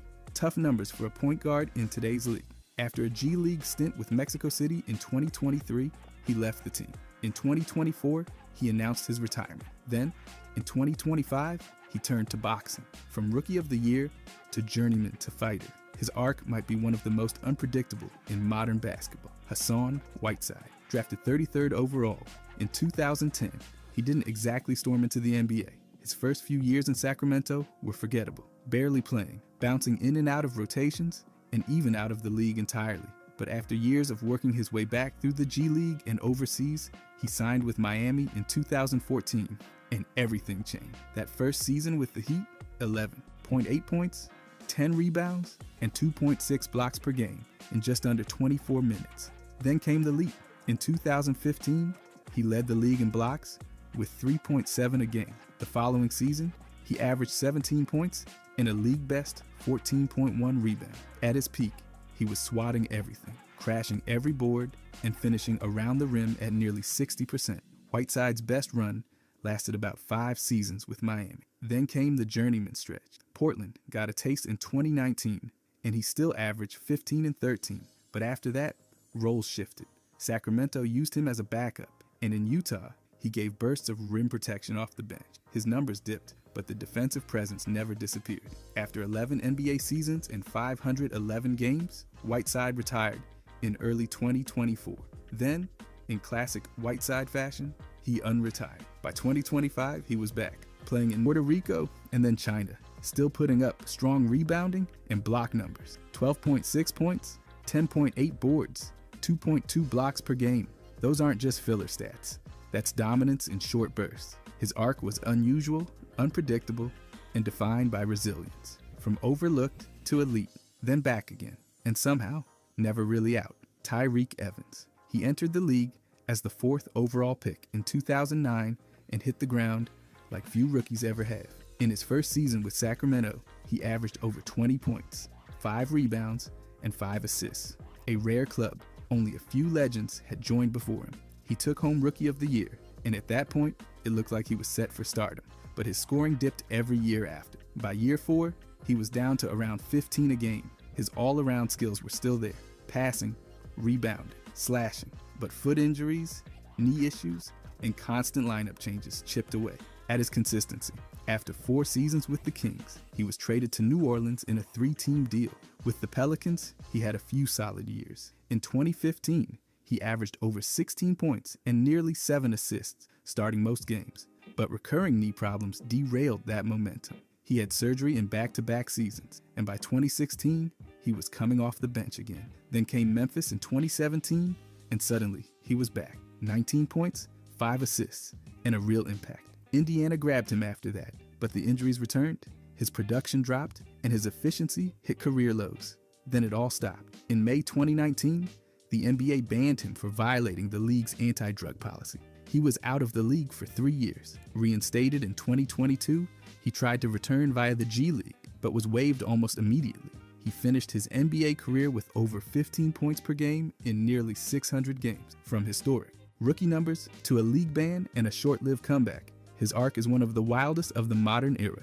Tracy McGrady. His career arc didn't follow the usual script. He went from raw high school talent to a 2-time scoring champ who dropped over 32 points per game in his best season. That kind of output's rare air, and he did it while also grabbing 7 boards and dishing out more than 5 assists a night in Orlando. He wasn't just lighting it up, he was doing everything. They gave him 7 All-NBA nods over 8 seasons, and he earned every one. He got drafted 9th in 1997, but his real rise came in Orlando. He took home the Most Improved Player award in 2001 and never looked back. During his peak, his offensive game had layers. Not just a shooter, but a playmaker, a rebounder, and a guy who could glide past defenders like nothing. In Houston, he kept the pressure on. Most seasons there, he was still above 20 points per game, and his efficiency stayed high. Pairing with Yao Ming gave that team serious offensive juice, but injuries started creeping in. By the end of his career, they'd taken a toll on his explosiveness and ability to carry a heavy load. He ended up bouncing around. Knicks, Pistons, Hawks, then Spurs. Even took a stint in China. No rings, no finals trips. Just a load of talent that never quite got the playoff payoff. Still, 50 playoff games and over 1,000 playoff points show he could perform when it counted. In 2017, the Hall of Fame called. Since then, he stayed visible as an analyst. His scoring, skill set, and presence all still resonate. A career, both brilliant and frustrating, in equal parts. Pablo Prigioni. His path into the NBA felt like someone sneaking into a movie after the credits had already started rolling. He was 35 when he debuted, the oldest rookie in league history. Most players at that age are either retiring or reminiscing, but he was just getting started in the United States after playing over 15 seasons in Argentina and Spain. Before that, he made waves in Europe. 4 straight EuroLeague Final Four appearances with Baskonia, a Spanish league title, multiple Spanish Cups, and a EuroLeague assist crown gave him a resume stronger than most NBA imports. He also played for Real Madrid, then circled back to Baskonia before hanging it up in 2017. On the international stage, he was part of Argentina's golden generation. He played in multiple FIBA events and helped the team win bronze at the 2008 Olympics. As a point guard, he wasn't flashy, just precise, calm, and always in control. In New York, fans embraced his style. He was a floor general, not a highlight machine. When he entered the starting lineup in March 2013, the Knicks rattled off 13 straight wins. His numbers were modest, but his presence made a difference. After leaving the court, he didn't step away from the game. He coached Baskonia, then joined Brooklyn's staff before landing with Minnesota. He stayed in the league as a respected assistant, helping design offenses and guide young guards. His entire arc stands out because it flips the script. Undrafted, late bloomer, team first playmaker, and now a coach shaping NBA strategy. Pablo's story proves that impact doesn't follow one path. Sometimes it takes the long way around. Vince Carter. His career arc wasn't just long. It was basically a basketball time machine. He entered the NBA in 1999 and didn't call it quits until 2020. That's 22 seasons across 4 decades, with over 1,500 games and more than 25,000 career points. He went from launching the Raptors into relevance to mentoring rookies who hadn't even been born when he was drafted. Early on, Carter didn't just play, he exploded. Rookie of the Year, All-Star nods, All NBA selections, and dunks that rewired the laws of physics. He put Toronto on the map and had crowds standing before he even left the floor. That 2000 slam dunk contest, still considered the gold standard, and the Olympic dunk in Sydney, people still talk about it like a basketball myth. In New Jersey, he hit his scoring peak. He racked up over 8,000 points there and broke the franchise's single-season scoring record. When they retired, his number 15 in 2025, it felt overdue. Even as his role shifted, he stayed useful, shooting from deep, playing smart, mentoring younger guys, and adapting with zero ego. He wasn't chasing stats at the end. He was giving the game everything he had left. 4 decades of relevance, nobody else has done that. He played with legends and future stars, from Michael Jordan to Trae Young. Carter's impact spanned eras, teams, roles, and styles. He was a star, a leader, winner, and eventually a Hall of Famer in 2024. There's never been a career quite like his. and there probably won't be another. Steph and Seth Curry, their dad, Del Curry, spent 16 seasons in the NBA and finished as the all-time leading scorer for the Charlotte Hornets when he retired. He was a sharpshooter before the three-point craze took over, even winning 6th Man of the Year in the early 90s. That's the kind of resume that opens doors and makes driveway shooting contests a little unfair. Steph took that legacy and launched himself into another galaxy. He played at Davidson, torched college hoops, then entered the NBA on his dad's birthday. He's won 4 championships, been named Most Valuable Player twice, and made more three-pointers than anyone ever. He even won the Finals Most Valuable Player award. He's also an 11-time All-Star, an Olympic gold medalist, and widely seen as the greatest shooter in the sport's history. The guy basically turned long-range shots into layups. Seth didn't get the hype, but he built a 10-year NBA career with elite shooting stat. He ranks top 10 all-time in three-point percentage, with a number just under 44%. He's played over 500 games, hitting double figures in scoring on consistent efficiency. Del's boys didn't just follow footsteps, they sprinted past them. Kobe Bryant, his father, Joe Jellybean Bryant, was drafted in the first round back in the 70s and spent 8 years playing for the Sixers, Clippers, and Rockets. He averaged around 9 points and 4 rebounds through over 600 games. After the NBA, he played overseas in Italy and France before switching to coaching. He worked at LaSalle, led the Los Angeles Sparks, and even coached in Japan and Thailand. Joe passed away in July 2024 at 69, but his legacy helped shape one of the greatest players of all time. Kobe took that early basketball life and turned it into 20 years of domination with the Lakers. He skipped college, went straight from high school into the NBA, and racked up 5 championships, 2 Finals Most Valuable Player awards, and 1 regular season Most Valuable Player. He made 18 All-Star teams, won the Slam Dunk Contest, and dropped 81 points in 1 game. He led the league in scoring twice and won 2 Olympic golds. His Mamba mentality changed how athletes approach competition. Off the court, he won an Oscar and launched a studio. Joe laid the groundwork, but Kobe built the empire.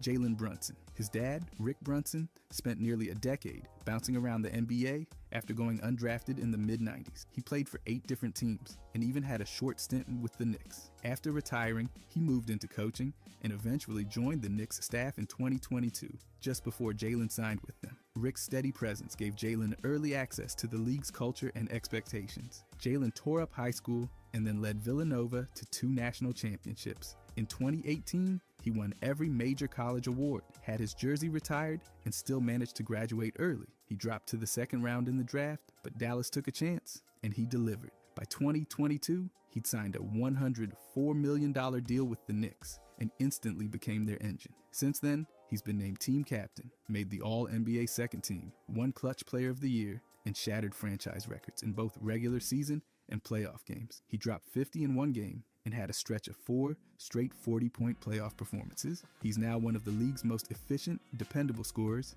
and a true leader. By the way, if you guys want to subscribe, I'm going to be posting every day. Thanks. Anyways, Klay Thompson. His dad, Michael Thompson, was the #1 overall pick in the late 70s and played 14 seasons in the NBA. He averaged nearly 14 points and over 7 rebounds per game, eventually winning back-to-back championships with the Showtime Lakers. After retiring, he stayed in the game as a longtime Lakers radio analyst and has openly rooted for Klay to wear purple and gold, though that dream never happened. Klay played at Washington State before being drafted 11th overall by Golden State in 2011. He stayed there for 13 seasons, became part of the Splash Brothers with Steph Curry, and helped the team win 4 championships. He's been an All-Star 5 times, made All-NBA and All-Defensive teams, and won the 3-point contest. Klay owns the NBA record for most points in a single quarter and most made threes in a game. After recovering from 2 major injuries, he came back in 2022 and helped the Warriors win another title. He joined the Mavericks in 2024 and in his debut hit 6 threes. He's now 5th all-time in career threes and has 10 seasons with at least 200 made. Dad had rings, Klay built a legacy. Devin Booker. His father, Melvin Booker, was a college star at Missouri in the early 90s, winning Big 8 Player of the Year and earning first-team All-American honors. He didn't get drafted, but played 32 games in the NBA and then spent over a decade playing professionally overseas. When he retired, he coached high school ball in Mississippi, where Devin later moved to train under him full-time. That decision shaped everything. Devin played 1 year at Kentucky, earned multiple conference honors, and entered the NBA draft in 2015. The Suns picked him 13th overall, and it didn't take long for him to make a name. He's now a 4-time All-Star, All-NBA first-team selection, and a two-time Olympic gold medalist. He scored 70 in a game, dropped 50-plus multiple times, and recently became the Suns' all-time leading scorer. His scoring average has stayed near 24 points per game, peaking close to 28. He's ranked top 20 in league history for both scoring average and total scoring. On top of that, his shooting percentages have stayed high. While his playmaking has improved every year, Melvin taught the game, Devin took it, and became a franchise cornerstone and global star. Darius Garland. His dad, Winston Garland, spent 7 seasons in the NBA as a point guard before playing overseas. He averaged close to 8 points per game and later coached in Indiana, where he mentored young players, including his son. That early training environment helped shape Darius long before he hit the big stage. Darius was born in Michigan, but made his mark in Tennessee at Brentwood Academy, winning 4 state titles and becoming a 3-time Mr. Basketball, a top 5 national recruit. He committed to Vanderbilt but played only 5 games before a knee injury ended his season. That didn't stop the Cavaliers from drafting him 5th overall in 2019. Since then, he's grown into one of the league's most efficient guards. He earned his first All-Star nod in 2022 and made it again in 2025. The same year, he helped Cleveland secure the top seed in the Eastern Conference without LeBron James. He averaged over 20 points and nearly 7 assists, shot just under 50% from the field, and finished the season near the exclusive 50-40-90 club. With Winston's experience and Darius's poise, it's clear this father-son connection helped to produce a true NBA standout. Pistol, Pete Maravich. His dad, Press Maravich, played pro ball himself and later coached Pete at LSU. Press was a tough, old-school coach who raised Pete to see basketball as a lifestyle, not a hobby. Their bond was built around long hours in the gym, film study, and nonstop drill. And Press made sure Pete's training was decades ahead of its time. Pete exploded at LSU, scoring over 3,600 points in just 83 games. He averaged over 44 points per game without a 3-point line or shot clock, a record that still hasn't been touched. He was a 3-time national scoring leader and earned nearly every major college award you could name. By the time he was drafted 3rd overall in 1970, he was already a legend. In the NBA, he averaged 24 points across 10 seasons, made 5 All-Star teams, won a scoring title, and dropped 68 in a game against the Knicks. He was electric. No-look passes, circus shots, and creativity nobody had ever seen. His jerseys were retired by multiple teams, and he was inducted into the Hall of Fame. Press built the foundation. Pete redefined the position. Domantas Sabonis. His dad, Arvydas Sabonis, is a basketball icon, an all-time great from Lithuania who dominated Europe before finally joining the NBA at almost 31 years old. He was drafted in the 80s, but couldn't enter the league until the mid-90s because of injuries and political red tape. Even then, his passing, shooting, and size left NBA legends in awe. He was eventually inducted into both the FIBA and Naismith Hall of Fame. Domantas was born in Portland. While Arvydas was with the Trailblazers, he grew up overseas, but eventually carved his own path in the NBA. Drafted 11th overall in 2016, he moved from Oklahoma City to Indiana, then landed in Sacramento. He's become a 3-time All-Star and made 2 All-NBA teams. He's led the league in rebounds 3 straight seasons and averaged nearly 20 points, 14 boards, and 6 assists in 2025. He's had games with over 40 points, 28 rebounds, and 16 assists. He's also recorded 25 triple-doubles. Injuries have tested him, including a hamstring strain in March, but he's remained one of the league's most consistent all-around bigs. Arvydas opened the door. Domantas has sprinted through it. Kevin Love, his dad, Stan Love, was drafted in the 1st round back in the 70s and played 4 seasons in the NBA and ABA. He averaged just under 7 points and 4 rebounds per game, with stints in Baltimore, Los Angeles, and San Antonio. He also worked closely with the Beach Boys, but his NBA background gave Kevin early access to the game and structure. Kevin became a 5-star recruit, dominated high school, then headed to UCLA, where he became a consensus first-team All-American in 1 season. In the 2008 draft, he was picked 5th overall and traded to Minnesota. He led the league in rebounds, won Most Improved Player, and claimed the 3-point contest title. In Cleveland, he helped deliver the franchise's first championship in 2016. He's been an All-Star 5 times and made 2 All-NBA teams. By 2025, he'd played nearly 1,000 games, averaged over 16 points and 10 rebounds, and had more than 400 double-doubles. He's one of only a few players with multiple seasons of 26 and 12.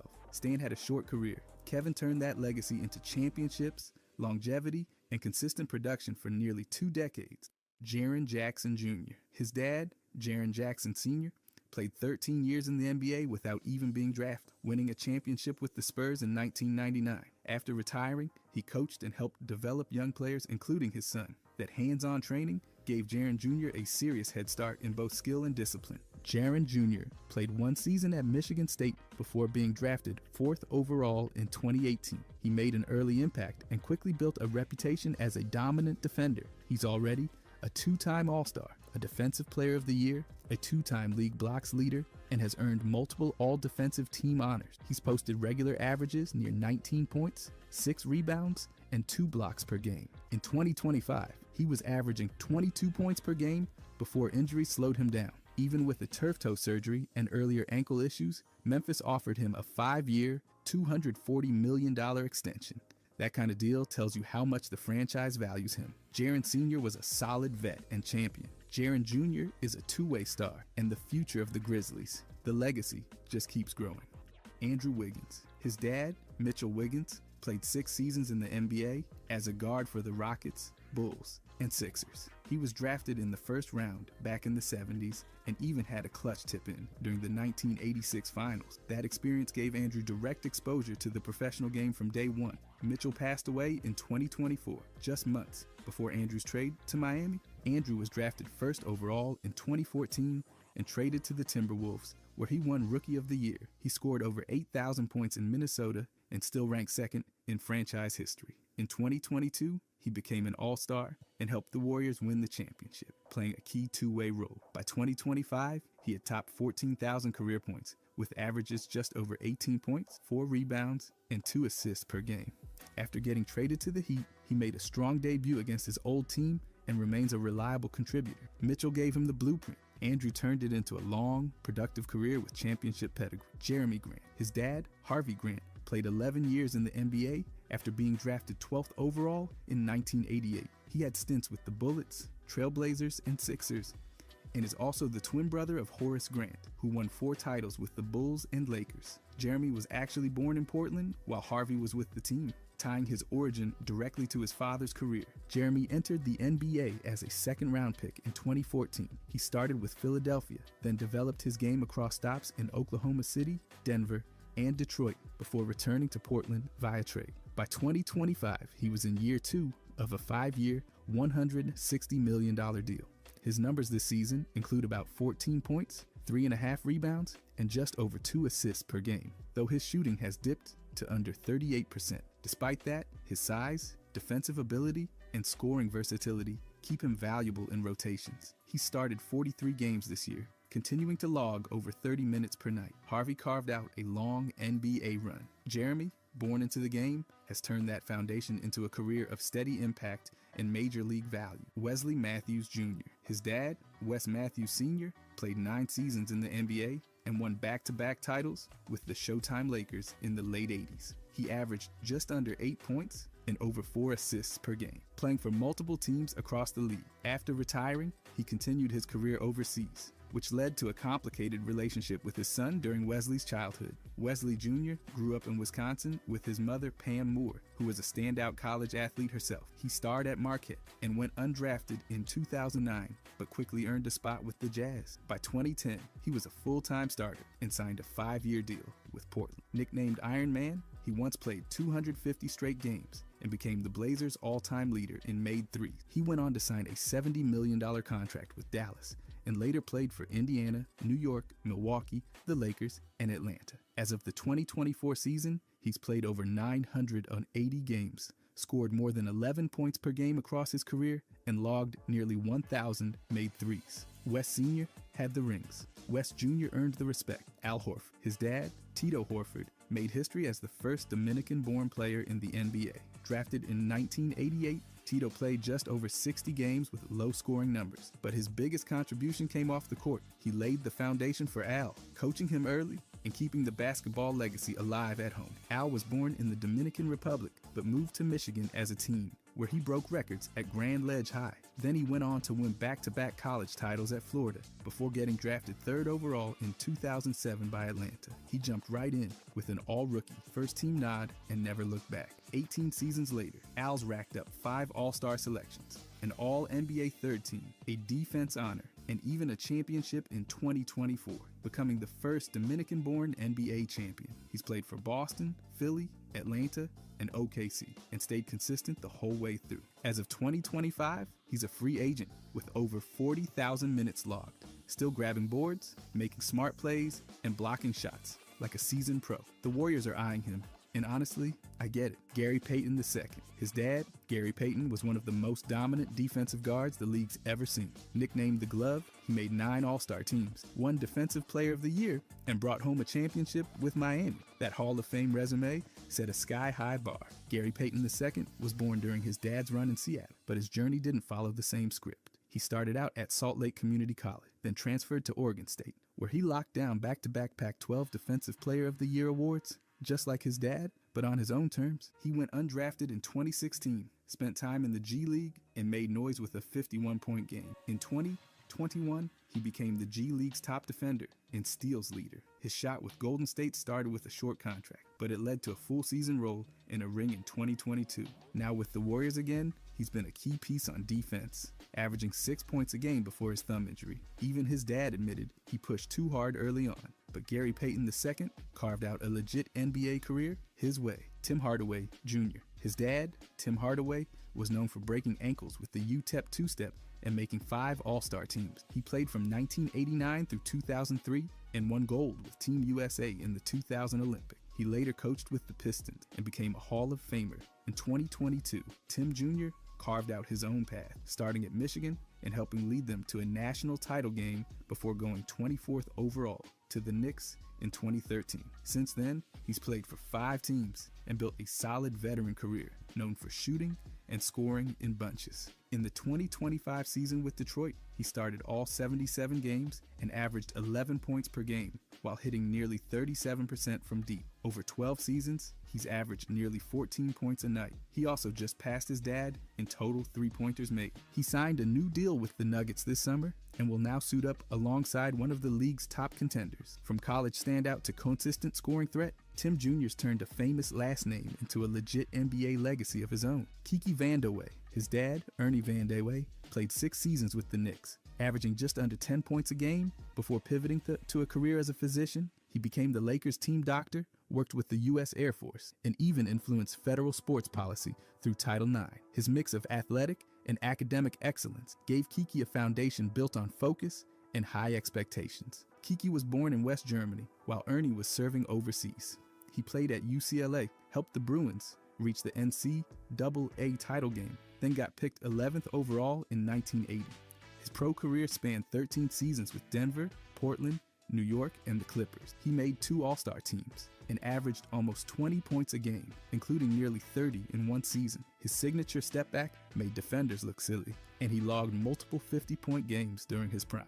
After retiring, Kiki moved into front office roles, helping develop stars like Dirk and Carmelo. As a league executive, he helped implement replay review and shaped league operations for nearly a decade. He's now an advisor. From scorer to strategist, Kiki's carved out a lasting role in the league, on and off the floor. Mike Bibby. His dad, Henry Bibby, won 3 straight NCAA titles at UCLA in the early 70s and played 9 NBA seasons as a steady point guard. After retiring, he coached in the pros in college, racking up 2 titles in the Continental League and nearly a decade at USC. He also mentored Mike from early on, helping him build a high IQ, team-first game rooted in control and confidence. Mike took that legacy and ran with it. He led Arizona to a national championship as a freshman and earned Pac-10 Player of the Year, honors the very next season. Drafted 2nd overall in 1998 by Vancouver, he made the all-rookie first team and spent 14 seasons putting up solid numbers, nearly 15 points and over 5 assists per game. He hit his stride in Sacramento, where his clutch play helped define that era of Kings basketball. Now, after years of high school coaching, Mike's stepping into college leadership as the new head coach at Sacramento State. With a father who won titles and coached at every level, and a son who delivered on big stages and now leads a program of his own, the Bibby story's got serious generational weight. Cole Anthony, his dad, Greg Anthony, won a national title at UNLV and went on to play 11 seasons in the NBA as a dependable point guard. After retiring, he became a familiar voice on TV, breaking down the game while raising his son around that high-level basketball energy. Cole grew up in Manhattan and made waves early. He averaged a triple-double his senior year at Oak Hill, something no one else at that school had done. Then he won MVP at every major high school all-star event in 2019. At North Carolina, he dropped 34 points in his debut and still averaged over 18 points a game even after missing time with injury. Orlando picked him 15th in the 2020 draft, and he's been a steady contributor ever since. He's had buzzer beaters, hot streaks, and some clutch late-game heroics. After 5 seasons with the Magic,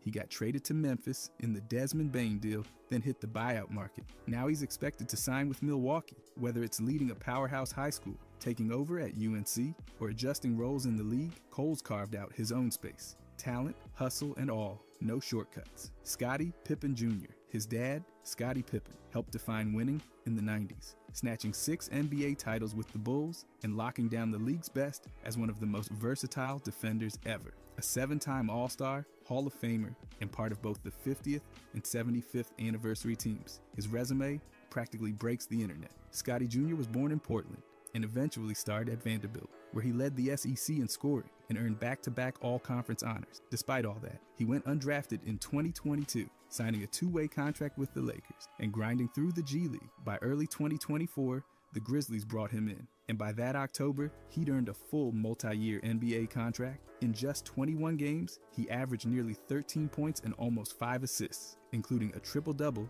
in a win over Washington. That made him and his dad the first father-son duo in NBA history to each record won. He kept it going in the playoffs, dropping 30 points in his final game. With a new contract and steady minutes, he's officially out of the shadow, building a name that's familiar, but now stands on its own.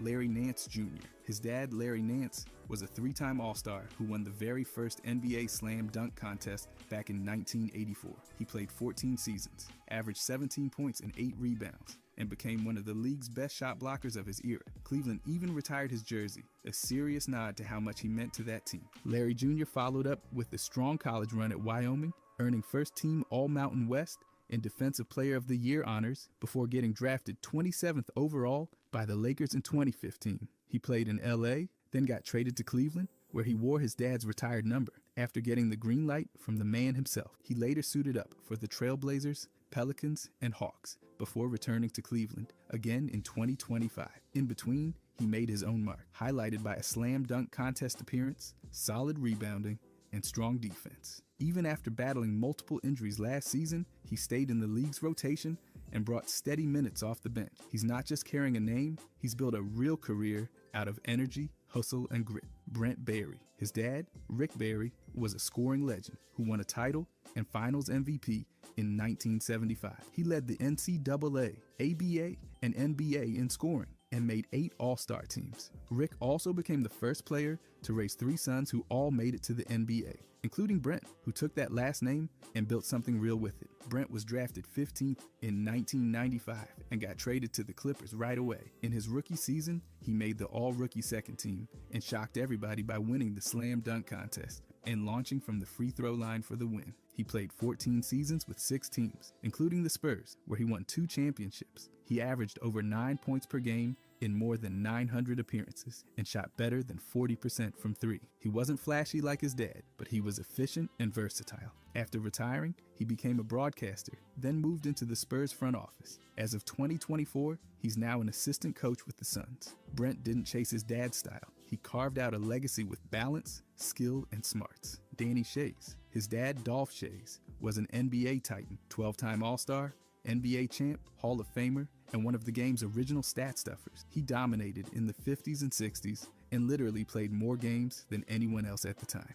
If that wasn't enough pressure, he also landed on every anniversary team the league ever made. Danny stepped right into that shadow and still made something real out of his career. After starring at Syracuse University and grabbing all Big East honors, he got drafted 13th overall in 1981. From there, he hung around for 18 seasons. That's not a typo, 18 years. He played for 7 different teams and appeared in over 1,100 games, averaging nearly 8 points and 5 rebounds. His best season came in Denver, where he put up over 13 a game and elevated that to 16 during the playoffs. He later shifted into media and business, still staying close to the game. While his dad was a Hall of Fame pioneer, Danny carved out his own lane. Quietly durable, always smart, and undeniably respect in the world of Nepo babies. This one played the long game and won. Jay Crowder, his dad, Corey Crowder, played briefly in the NBA and built a solid career in Europe, winning titles in Spain and suiting up across Italy, France, and Israel.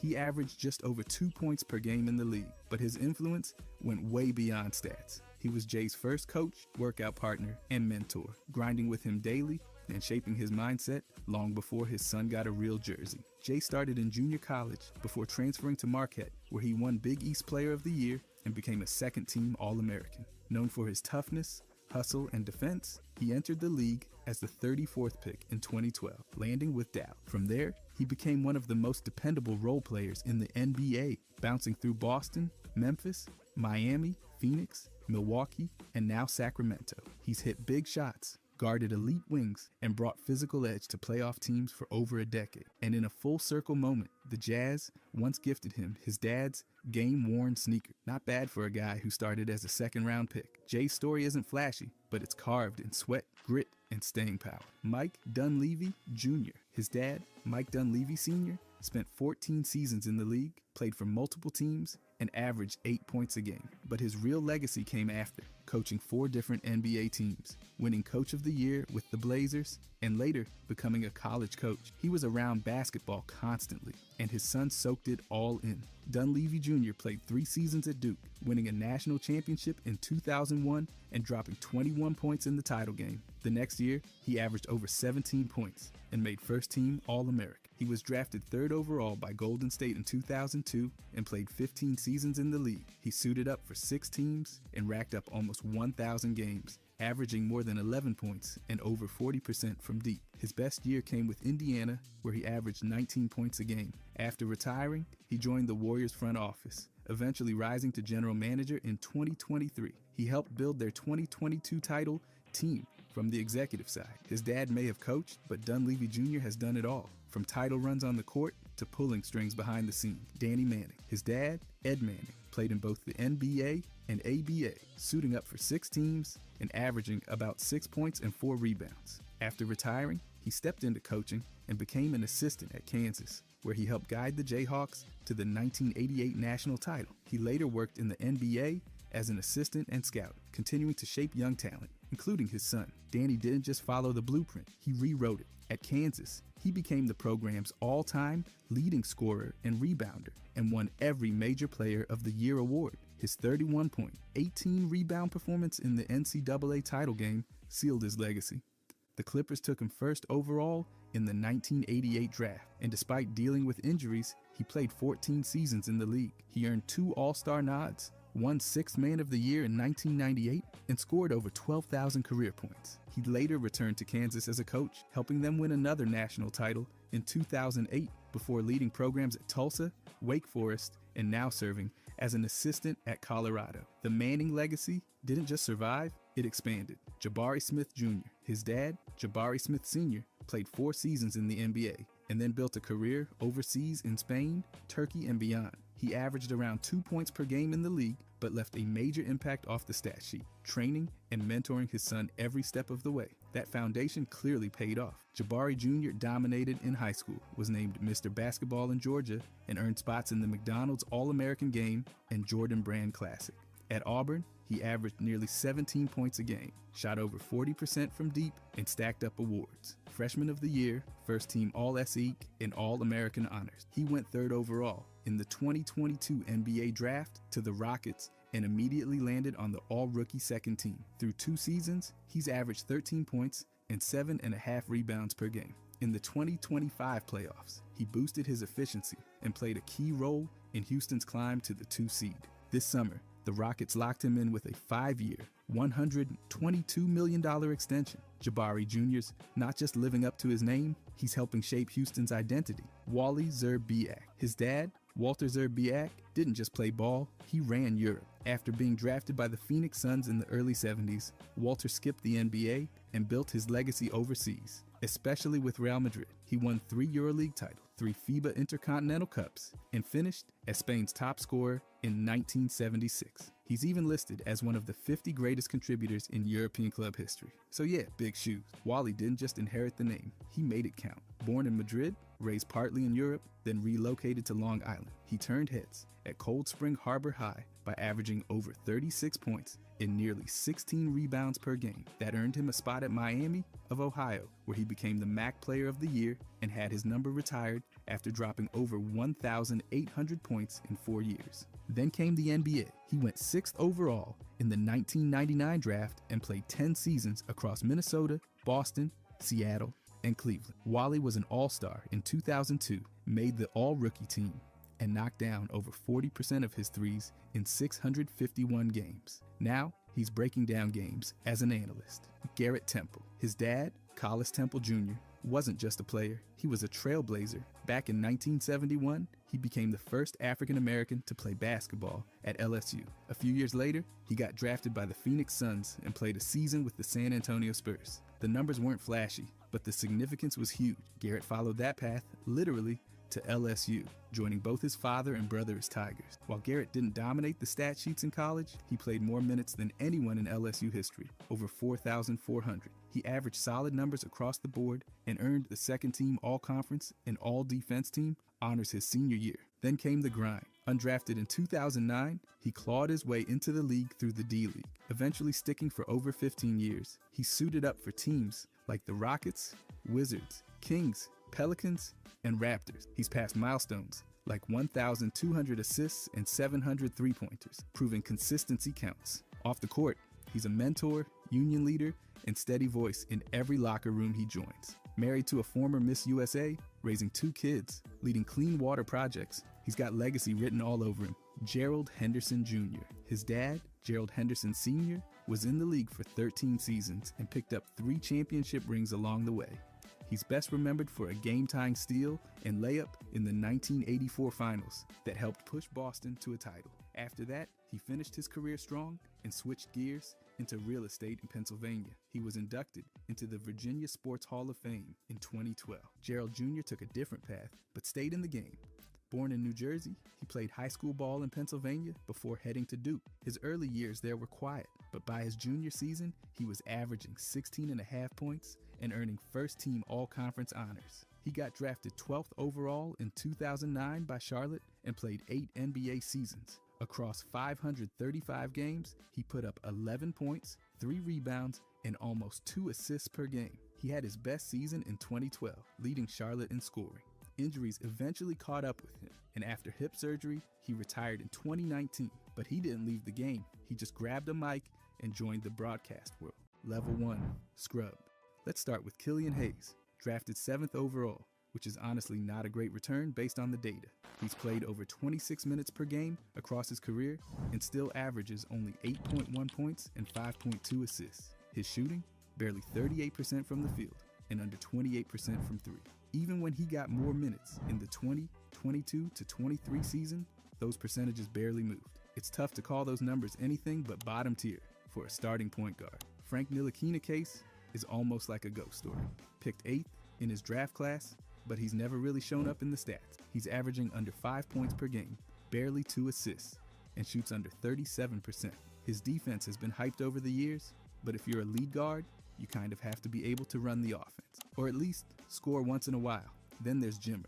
He was a college legend, no doubt, but in the NBA, 6 points per game, over 6 seasons, 5 teams, and not one lasting impression. He made noise overseas, sure, but in the league, his impact was about as noticeable as a dropped coin in a thunderstorm.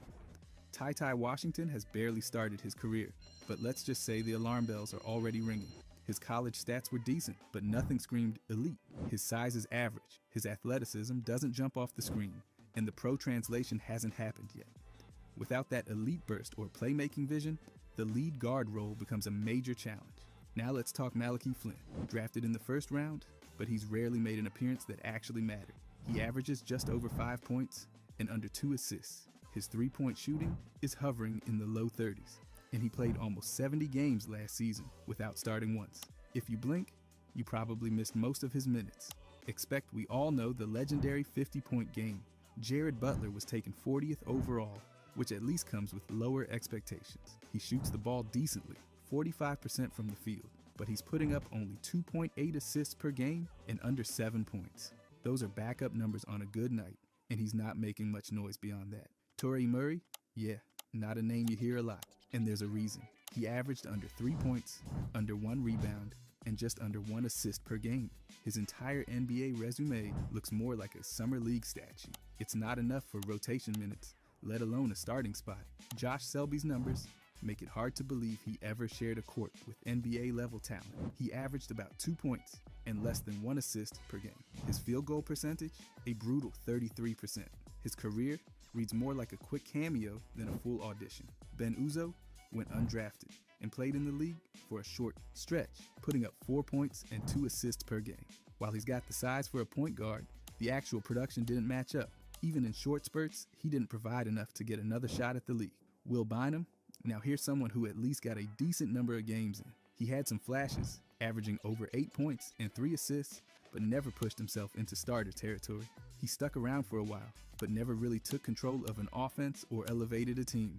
Serviceable, yes, but not enough to escape this tier. Smush Parker's stat line looks better at first glance. 9 points and close to 3 assists per game, but a deeper look tells the story. He played over 200 games, but never consistently produced at a high level. His shooting and assist numbers stayed low, even when given starting minutes. That's just not what you want out of a floor general. Finally, Kira Lewis Jr., drafted 13th overall, but you wouldn't know it by the numbers. He's barely cracking 5 points and not even 2 assists per game in the NBA. Even when he went down to the G League, he wasn't exactly blowing the doors off. His G League stats, 13 points, under 5 assists, are fine, but nothing that demands a call-up. His efficiency sits under 40%, and that's not what anyone's hoping for from a first-round pick. So what ties all these guys together? It's not one bad season or a few missed shots. It's consistent underperformance in the areas that matter most for a lead guard, whether it's low scoring, inefficient shooting, weak assist totals, or a combination of all three. Every single one of these players falls short of what teams need from a point guard in today's NBA. They're not floor generals, they're passengers, just along for the ride, hoping not to stall the whole offense. By the way, if you guys want to subscribe, I'm going to be posting every day. Thanks. Anyways, Level 2, role player. Dennis Smith Jr. came into the league as a top 10 pick back in 2017. Since then, he's landed squarely in that rotation but not irreplaceable zone. His career averages sit around 9.7 points per game with just over 4 assists. The minutes, he's played roughly 23 per contest. His field goal percentage stays just over 40%, while his three-point clip barely hits 30.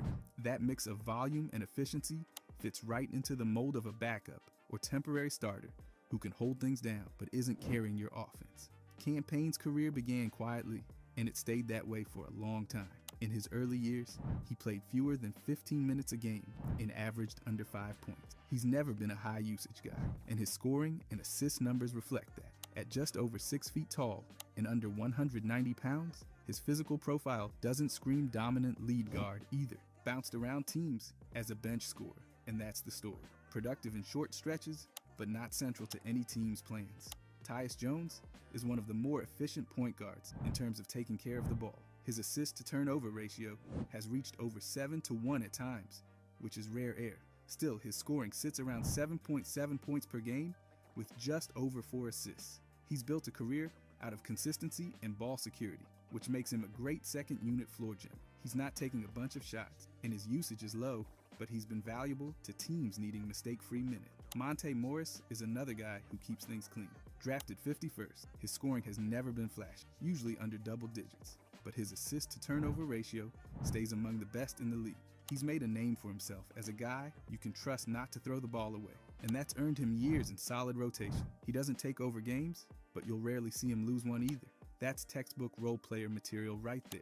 DeLon Wright has been on a number of teams and has filled in all over the backcourt. What's consistent is how he's used, usually off the bench, sometimes starting in injury relief, but almost always playing fewer than 30 minutes. He's been known more for his defense than his offense, and rarely posts big scoring or assist nights. Another steady hand that fits cleanly in its supporting role. Corey Joseph is basically the definition of a vet who survives on reliability. He's played on several squads and has often been a backup or third stringer, occasionally starting when needed. His assist numbers never pop, his scoring rarely breaks double digits, but he knows how to run sets and avoid huge mistakes. His longevity says a lot, because he stayed in the league more for his mind and poise than his number. Aaron Holiday, younger brother of Drew and Justin, has made his living as a reserve. In a recent season, he played 62 games and started just 3. His shooting percentage was around 44% from the field and nearly 40% from deep, which is respectable, but he's not getting starter-level touches. He made 117 field goals in that stretch. Solid, but again, nothing that screams starting guard. That's a classic rotation shooter role. Markelle Fultz is a more unique case. Drafted number 1 overall, the expectations were sky high, but injuries and inconsistencies changed that path. He settled into a role where he still averages over 11 points per game across his career and about 4.5 assists. Those aren't scrub numbers, but they're not franchise level either. His recent season had just 43 games and 18 starts with averages under 8 points. He's shown he can play, but hasn't maintained lead guard production. Austin Rivers might be one of the more familiar faces in this tier. He's had stretches of starts and even some big moments, but his assist numbers and scoring never reached top point guard levels. He's been used as a combo guard, mostly filling minutes on both ends of the backcourt. He's bounced around the league and been a consistent contributor, but never a centerpiece. Ramon Sessions played over a decade in the league, but almost always as a bench guard or spot starter. His scoring would occasionally spike, but not enough to ever hand him the keys. He moved around a lot, another sign of teams valuing his ability to play without leaning on him too heavily. If there was a role player prototype in the pre-analytics era, it was Sessions. Gabe Vincent had a pretty eventful recent season. He appeared in 72 games and started 11. His shooting hovered around 40% from the field and 35% from 3. He made 168 field goals and hit 109 threes. Those are very clear role player stats. He plays both ends hard, knocks down open shots, and gives you steady backup energy, but those numbers aren't stretching any ceilings. Put all of this together, and the role player label comes into focus. These guards don't lead franchises, but they make things work behind the scenes. They stabilize bench units, eat up minutes without losing ground, and fill gaps when starters go down. Some had big expectations at one point, like Fultz or Smith Jr., but ended up carving out a smaller slice. Others like Tyus Jones and Monte Morris made long careers out of not making mistakes. None of these players are going to be featured in an offensive scheme's first page, but they're always in the huddle, ready when called. Level 3, starter. They're not stars, but they're definitely not bench warmers either. They eat up real minutes, hold starting roles, and deliver solid production without lighting the building on fire. These are the guys who've earned trust, stuck around, and contribute at a level that keeps teams competitive without being the center of the spotlight. Dennis Schroeder fits this group like a glove. He's been doing this for over 800 games now, scoring close to 14 points per game and tossing out nearly 5 assists a night. Back in that 2017 season with Atlanta, he looked completely in command, pushing close to 20 points and over 6 assists while starting almost every game. That's not someone you bring off the bench. He's the kind of guy coaches lean on when they need stability. Then there's Ricky Rubio, who might not be a bucket getter, but he's dished out over 7 assists per game across almost 700 games. His shooting, not ideal, floating under 40% from the field. But passing and vision, he's always been sharp. Drafted top 5. Back in 2009, he came into the league with playmaking instincts that never went away. That passing ability kept him starting, even when the jumper wouldn't cooperate. Raymond Felton had almost 1,000 regular season games under his belt. That's not an accident. He gave teams over 11 points and 5 assists a game, while racking up over 5,000 total assists. His longevity shows exactly why he belonged in this tier. He wasn't flashy, but he was consistent, and that matters more than people want to admit. Now, Derek Fisher didn't exactly light up the stat sheet, but with over 1,280 games played, he stuck around longer than most guards ever dreamed. He gave teams just over 8 points and 3 assists per game, but it was the leadership and ability to fit alongside stars that kept him in starting lineups for nearly 2 decades. He played across 5 teams, adapted every time, and stayed valuable. Mario Chalmers gave you close to 9 points and almost 4 assists in over 600 games. Not a superstar by any stretch, but definitely a starter in his prime. He held down point, guard duties next to much bigger names, and did his job. That's what this level's all about. Solid numbers, good control, low maintenance. Terry Rozier's still adding to his career, but with over 600 games and a scoring average right around 14 points, he's clearly not just filler. His assist numbers are more modest, around 3.5 per game. And his playmaking isn't elite, but his scoring punch and ability to handle starting roles for multiple teams keep him right in this conversation. In his most recent season, even with the numbers dipping to around 10 points and under 3 assists, he still found himself starting consistently. Spencer Dinwiddie's another strong fit. He's had over 600 games, averaging 13 points and 5 assists. He's played for several teams, often sliding right into the starting line without any adjustment issue. That kind of adaptability says a lot.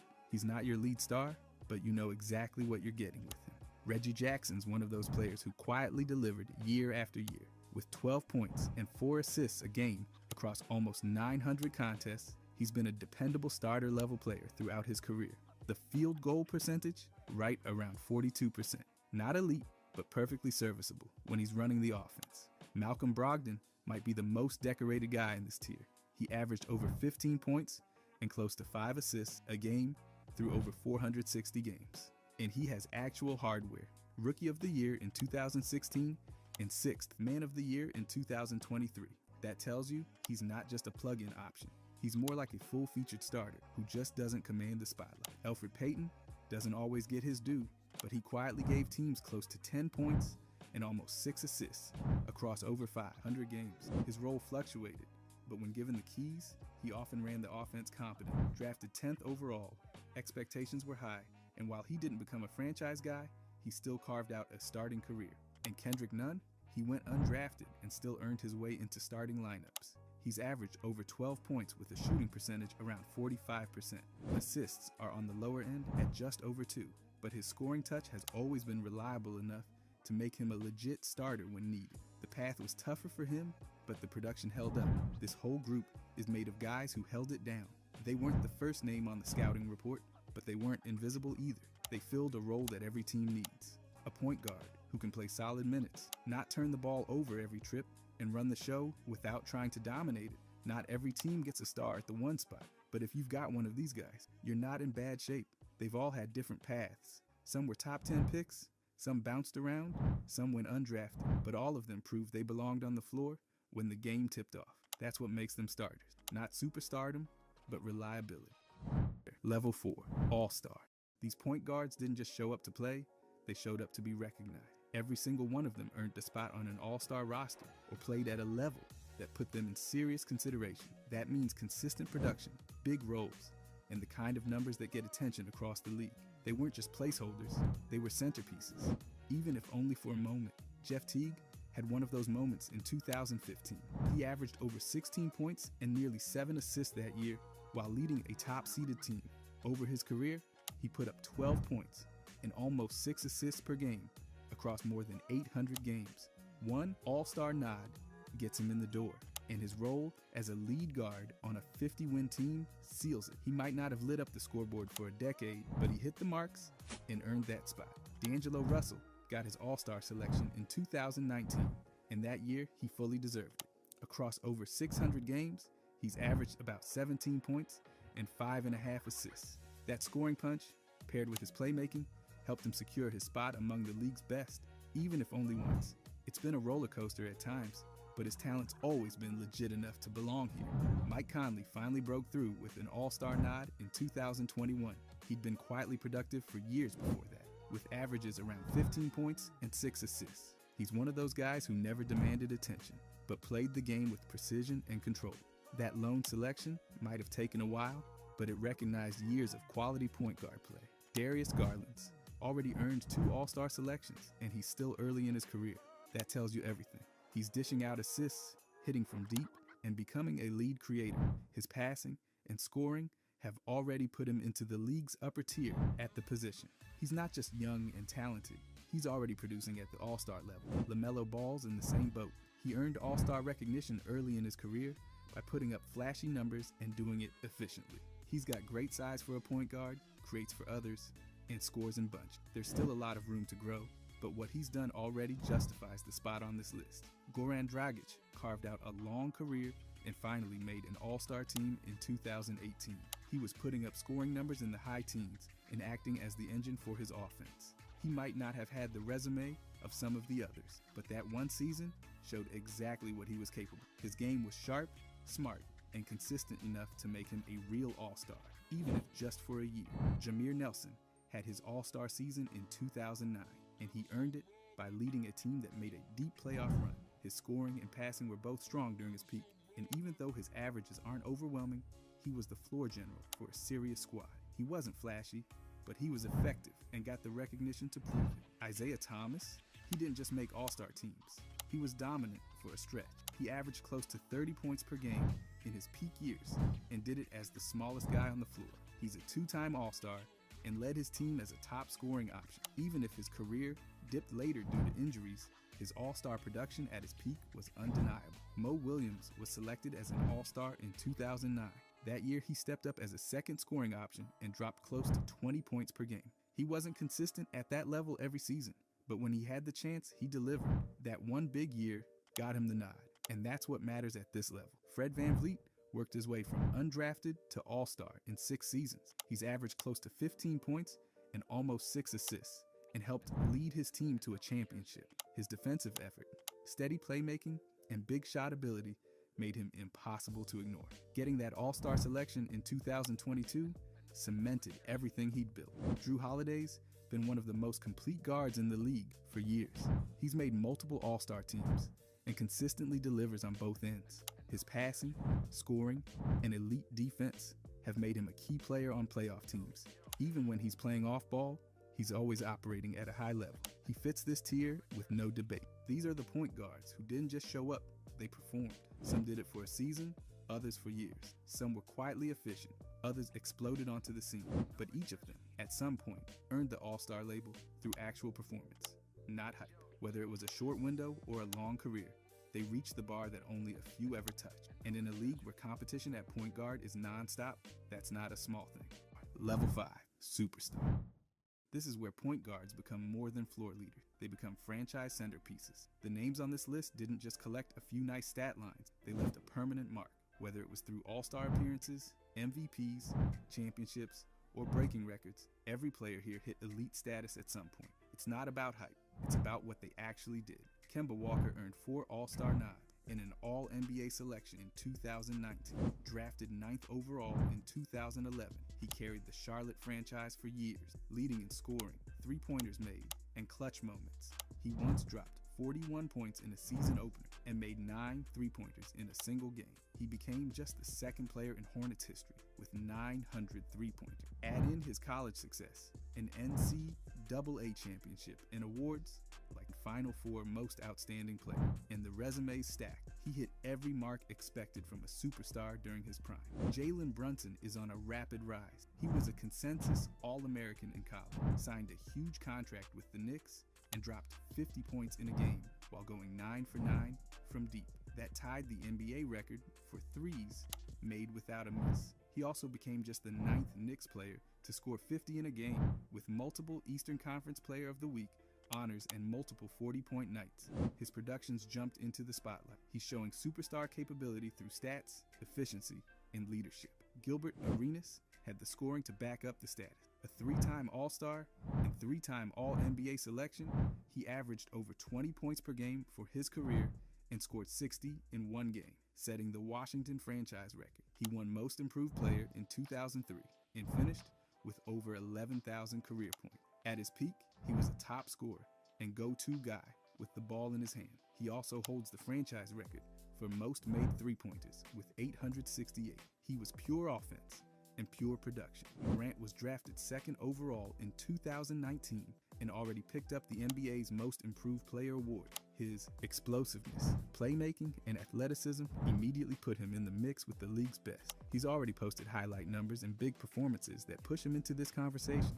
His full superstar stamp might still be developing, but the direction is clear. He's trending toward elite status fast. Tony Parker is a textbook example. 4 NBA titles, 1 Finals MVP, and 6 All-Star appearances speak for themselves. He averaged over 15 points and nearly 6 assists per game across more than 1,200 games. Drafted late in the first round in 2001, he built a Hall of Fame career and got inducted in 2023. As the point guard for a dynasty, he handled pressure, led with precision, and delivered on the biggest stages. He's one of the best to do it at his position. John Wall made 5 straight All-Star teams from 2014 to 2018. Drafted first overall in 2010, he came in with speed that destroyed the stopwatch. He made the all-defensive second team in 2015 and had one of the fastest times ever recorded in the lane agility drill. He ran Washington's offense for years and put up serious assist and scoring numbers during his prime. He brought both flash and substance to the floor every night. Kyrie's got it all. 9 All-Star appearances, a 50-40-90 season in 2021, and a championship in 2016. He's averaged close to 24 points and nearly 6 assists over more than 700 games. He's been a #1 pick, a champion, and a master of shot creation and tough finishing. The ball handling is elite, the shooting is efficient, and the accolades keep piling up. He fits this tier without question. Derrick Rose had one of the most iconic peaks in modern history. He won Rookie of the Year in 2009 and became the youngest MVP ever in 2011 at just 22 years old. He averaged over 17 points per game in his career and posted a 40-inch vertical at the NBA Combine. Injuries slowed him down, but that MVP stretch still ranks among the most electric in league history. When healthy, he was unstoppable. Mark Price deserves a spot for those who remember his prime. A 4-time All-Star and multiple All-NBA selection, he was known for elite shooting and passing. He doesn't always get mentioned enough, but his impact in the 80s and early 90s was real. His shooting splits were elite, especially from the free throw line, where he consistently led the league, even without the flash of others. His production and efficiency meet the superstar bar. Chauncey Billups brought the leadership. 5-time All-Star, NBA champion, and Finals MVP in 2004.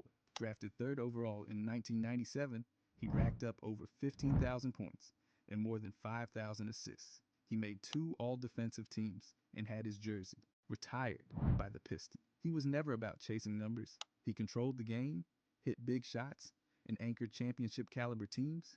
Tim Hardaway brought style and results. 5-time All-Star, All-NBA first team in 1997, and known for the crossover that made defenders regret their career choices. He was part of the Run TMC era with Golden State and put up big-time stats. He played with confidence, aggression, and real production. He earned every bit of the superstar label. These guys didn't just pass the ball and call plays. They set the tone for their teams, made history, and left behind legacies. Some have rings, some have records, some have awards, and some have all 3. What makes them level 5 is not just talent, it's proof. The stats, the accolades, and the consistency. This tier isn't easy to crack. That's why it's reserved for the best of the best. Level 6, Legend. These are the point guards who've gone beyond all-star status, beyond superstardom, and built careers that permanently shaped NBA history. The names listed here are supported by long-term production, top-tier accolades, and historic marks in the multiple categories. They didn't just play the game, they changed it. Oscar Robertson was drafted 1st overall in 1960 as a territorial pick by the Cincinnati Royals. His career regular season averages include 25.7 points, 7.5 rebounds, and 9.5 assists over 1,040 games. His career totals include 26,710 points, 7,804 rebounds, and 9,887 assists. He won the NBA championship in 1971 with the Milwaukee Bucks and was named the league's most valuable player in 1964. He led the league in assists 6 times and had 6 seasons averaging 30 or more points per game. Most notably, in the 1961-62 season, he became the first player to average a triple-double over a full season with averages of 30.8 points, 12.5 rebounds, and 11.4 assists. John Stockton spent his entire career with the Utah Jazz from 1984 through 2003. He remains the NBA's all-time leader in assists and steals with 15,806 assists and 3,265 steals. His career averages are 13.1 points and 10.5 assists per game. He was selected to 10 All-Star games and is the only player in NBA history to lead the league in both assists and steals in the same season. Steve Nash played 18 seasons in the NBA. His career averages include 14.3 points, 8.5 assists, and 3 rebounds per game. He won back-to-back Most Valuable Player awards in 2005 and 2006. Nash led the NBA in assists 5 times and retired with career shooting percentages of 49% from the field, 42.8% from 3, and 90.4% from the free throw line. Chris Paul ranks 2nd all-time in career assists in NBA history as of the most recent data. His career averages are approximately 17.9 points and 9.5 assists per game. He has been named to 11 All-NBA teams and 9 All-Defensive teams. Paul is the first player in league history to record at least 20,000 career points and 10,000 assists. Isaiah Thomas totaled 18,822 points, 9,061 assists, and 1,861 steals over his NBA career. He averaged 9.3 assists per game. He won 2 NBA championships with the Detroit Pistons in 1989 and 1990 and was named NBA Finals Most Valuable Player in 1990. He was selected to 12 NBA All-Star games. Gary Payton finished his career with 21,813 points, 8,966 assists, and 5,269 rebounds. He won an NBA championship in 2006 and was named the NBA Defensive Player of the Year in 1996, becoming the first point guard to win that award. Payton made 9 All-Star appearances, 9 All-NBA teams, and 9 All-Defensive First Teams, tying the record for most selections to that defensive squad. Jason Kidd ranks among the highest in NBA history in both career assists and steals. His ability to maintain high-level performance and production over a long period earned him recognition as one of the top point guards in league history. He consistently controlled pace, created opportunities for teammates, and posted elite defensive numbers throughout his career. His impact was both statistical and team-based over multiple seasons. Russell Westbrook holds the record for the most career triple-doubles in NBA history, surpassing Oscar Robertson's previous mark. He recorded multiple seasons averaging a triple-double, a feat that had previously only been achieved once in league history.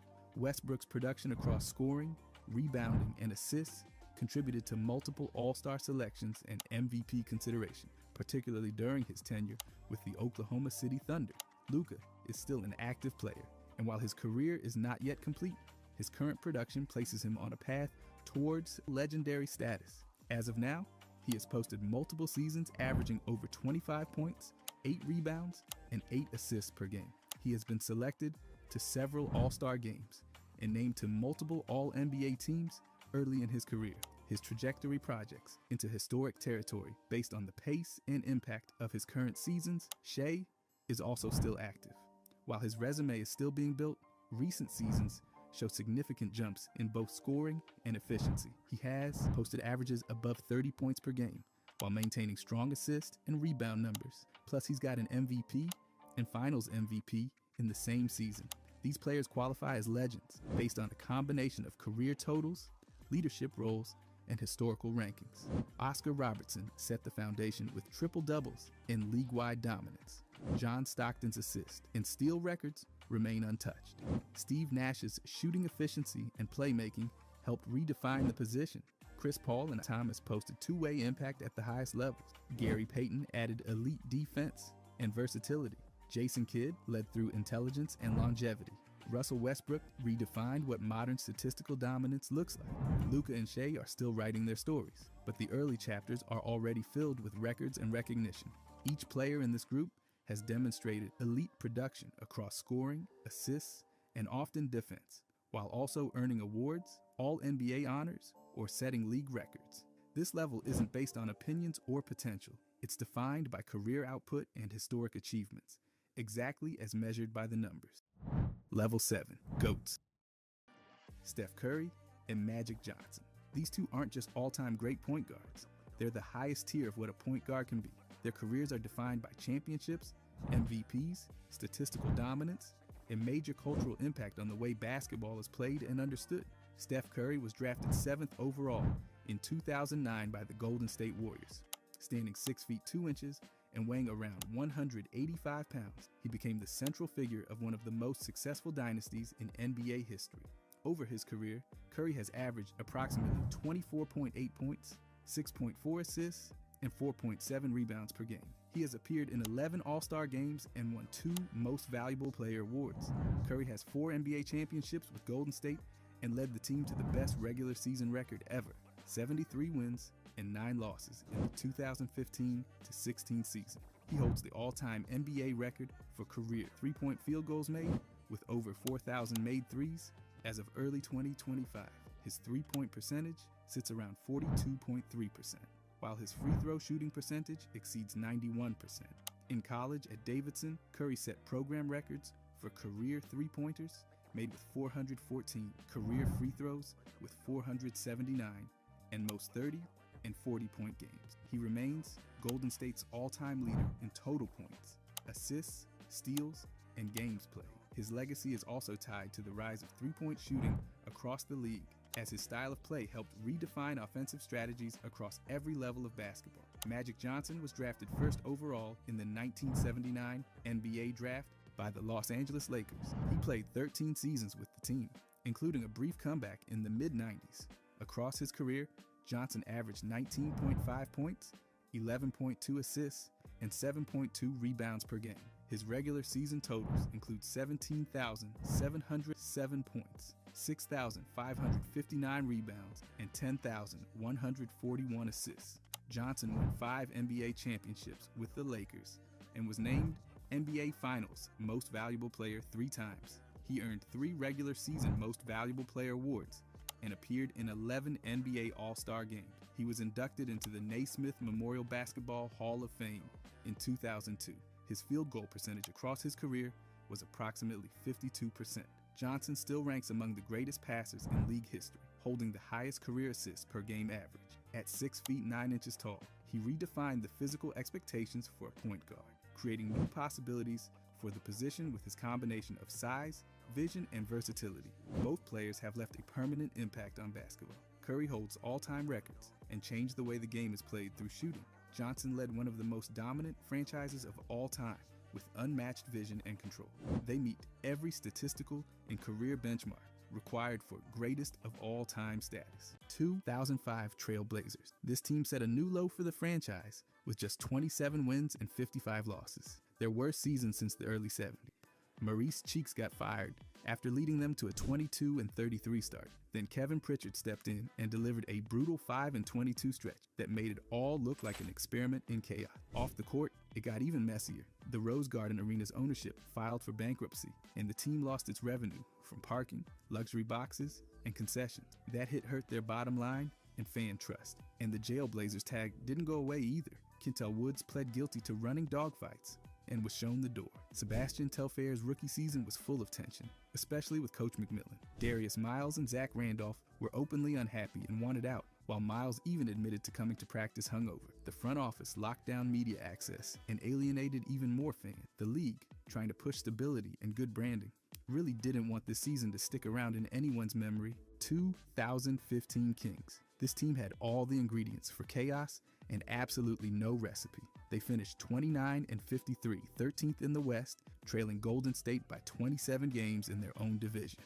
They cycled through 3 coaches in 8 months: Michael Malone, Tyrone Corbin, then George Karl. Vivek's ownership style only made things worse, constantly meddling with decisions that undercut any hope of stability. Roster changes mid-season didn't help either. Adding names like Collison and trading for Gay and Amute didn't bring wins, just confusion. The team leaned hard on Cousins and Gay, but their bench gave them nothing. The offense ranked 20th, defense 23rd, and their assist rate was near the bottom at just over 50%. Cousins made the All-Star team, dropped monster numbers, missed games with meningitis, and still brought drama. Rudy Gay averaged 21 points, then missed games with a concussion. The rest of the lineup, practically invisible. The Kings couldn't move the ball, couldn't play defense, and couldn't build anything sustainable. They didn't make the playoffs, didn't grow their young core, and didn't give the league anything to promote. The NBA quietly shuffled this season into the recycle bin. 2022 Lakers. From title contenders, the Lakers are the best team in the West. Lakers win the title, America. Shut the up. to a total flameout. This squad managed 33 wins and missed even the play-in. This was supposed to be a dream team: LeBron, Davis, Westbrook, Dwight, Rondo, and Carmelo Anthony, but it turned into a cautionary tale. LeBron only played 56 games. Davis couldn't stay healthy either. That trio was only on the court together 21 times, and even then they barely broke even. They went through 41 starting lineups, a nightmare for chemistry. The Westbrook trade was a complete miss. They gave up guys like Kuzma and KCP for one of the most criticized deals in recent memory. GM Rob Pelinka took heat for not bringing back key championship role players. Off the court, guys got along, but on the floor, Nothing clicked. Carmelo even admitted the team couldn't figure it out. Vogel shuffled lineups like a panicked blackjack player, and it cost him his job. They ended up missing the playoffs for the first time since 2018. Their high hopes turned into a full teardown. Aging stars, no rhythm, and bad management choices made this one of the biggest letdowns the league would rather just forget. By the way, if you guys want to subscribe, I'm going to be posting every day. Thanks. Anyways, 2010 Timberwolves. This was the franchise's Grand Triangle experiment, and it bombed. They finished 15-67, the worst record they'd ever had at that point. Kurt Rambis came over after being Phil Jackson's assistant and decided to bring the triangle offense with him. What worked in Los Angeles with Kobe and Powell absolutely did not translate to Minnesota with a rookie-heavy roster. The front office, led by David Kane, drafted 4 guards in 1 year: Rubio, Flynn, Lawson, and Ellington. Rubio didn't even play that season. Lawson was traded, and Flynn was left to run an offense that demanded poise and spacing. There was no veteran big to anchor the system, no leadership to guide it, and no time for it to develop. They finished near the bottom of the league in offense, and the team went 32-132 over 2 seasons under Rambis. The triangle needs IQ, spacing, and role players who understand movement, not a rotating cast of rookies. Rambis was fired in 2011, and the experiment quietly disappeared. The league treats this as a footnote because it was the perfect case of the wrong system forced on the wrong team. 2001 Wizards. Jordan took over the front office and immediately made everything worse. The team went 19-63, their worst record since relocating. Offense ranked last in the league, scoring just 93 points per game. Defense was somehow worse, giving up almost 108. Jordan traded away Howard and Rod Strickland in a desperate salary dump and got back guys like Leitner and Courtney Alexander, who barely moved the needle. Mitch Richmond missed over half the season, and Richard Hamilton was in and out of the lineup. Their pace was slow, their energy was slower, and the aging roster dragged through the season like it was punishment. Jordan didn't even play this year. He stayed in the executive suite, watching the whole thing burn. The team had no direction, no youth development, and no spark. Even fans started bailing. Attendance dropped to about 15,000 per game. Jordan's role as decision maker led to an aimless, confused group that couldn't score, couldn't defend, and couldn't justify any of their moves. The franchise hit rock bottom right before Jordan's comeback. But this season, pure front office failure, and the league's perfectly fine letting it disappear. 2007 Celtic. This season was a masterclass in strategic losing. They finished with 24 wins, second worst in team history, and dropped 18 straight games mid-season. Red Auerbach passed away just before the opener. Then Paul Pierce missed 7 weeks with a foot injury and re-injured his elbow. Tony Allen tore his knee up in January. Dennis Johnson died in February. Everything collapsed. Management didn't hide their plan. Pierce was benched for 35 games. Ryan Gomes admitted he probably could have played but didn't because the team wanted a better draft pick. They were gunning for Greg Oden or Kevin Durant and didn't care who noticed. Rondo, Jefferson, and Gerald Green played heavy minutes, but they weren't ready. The defense had no identity. The lineups changed constantly, and the team had no rhythm. Danny Ainge pulled the plug mid-season, choosing a total reset.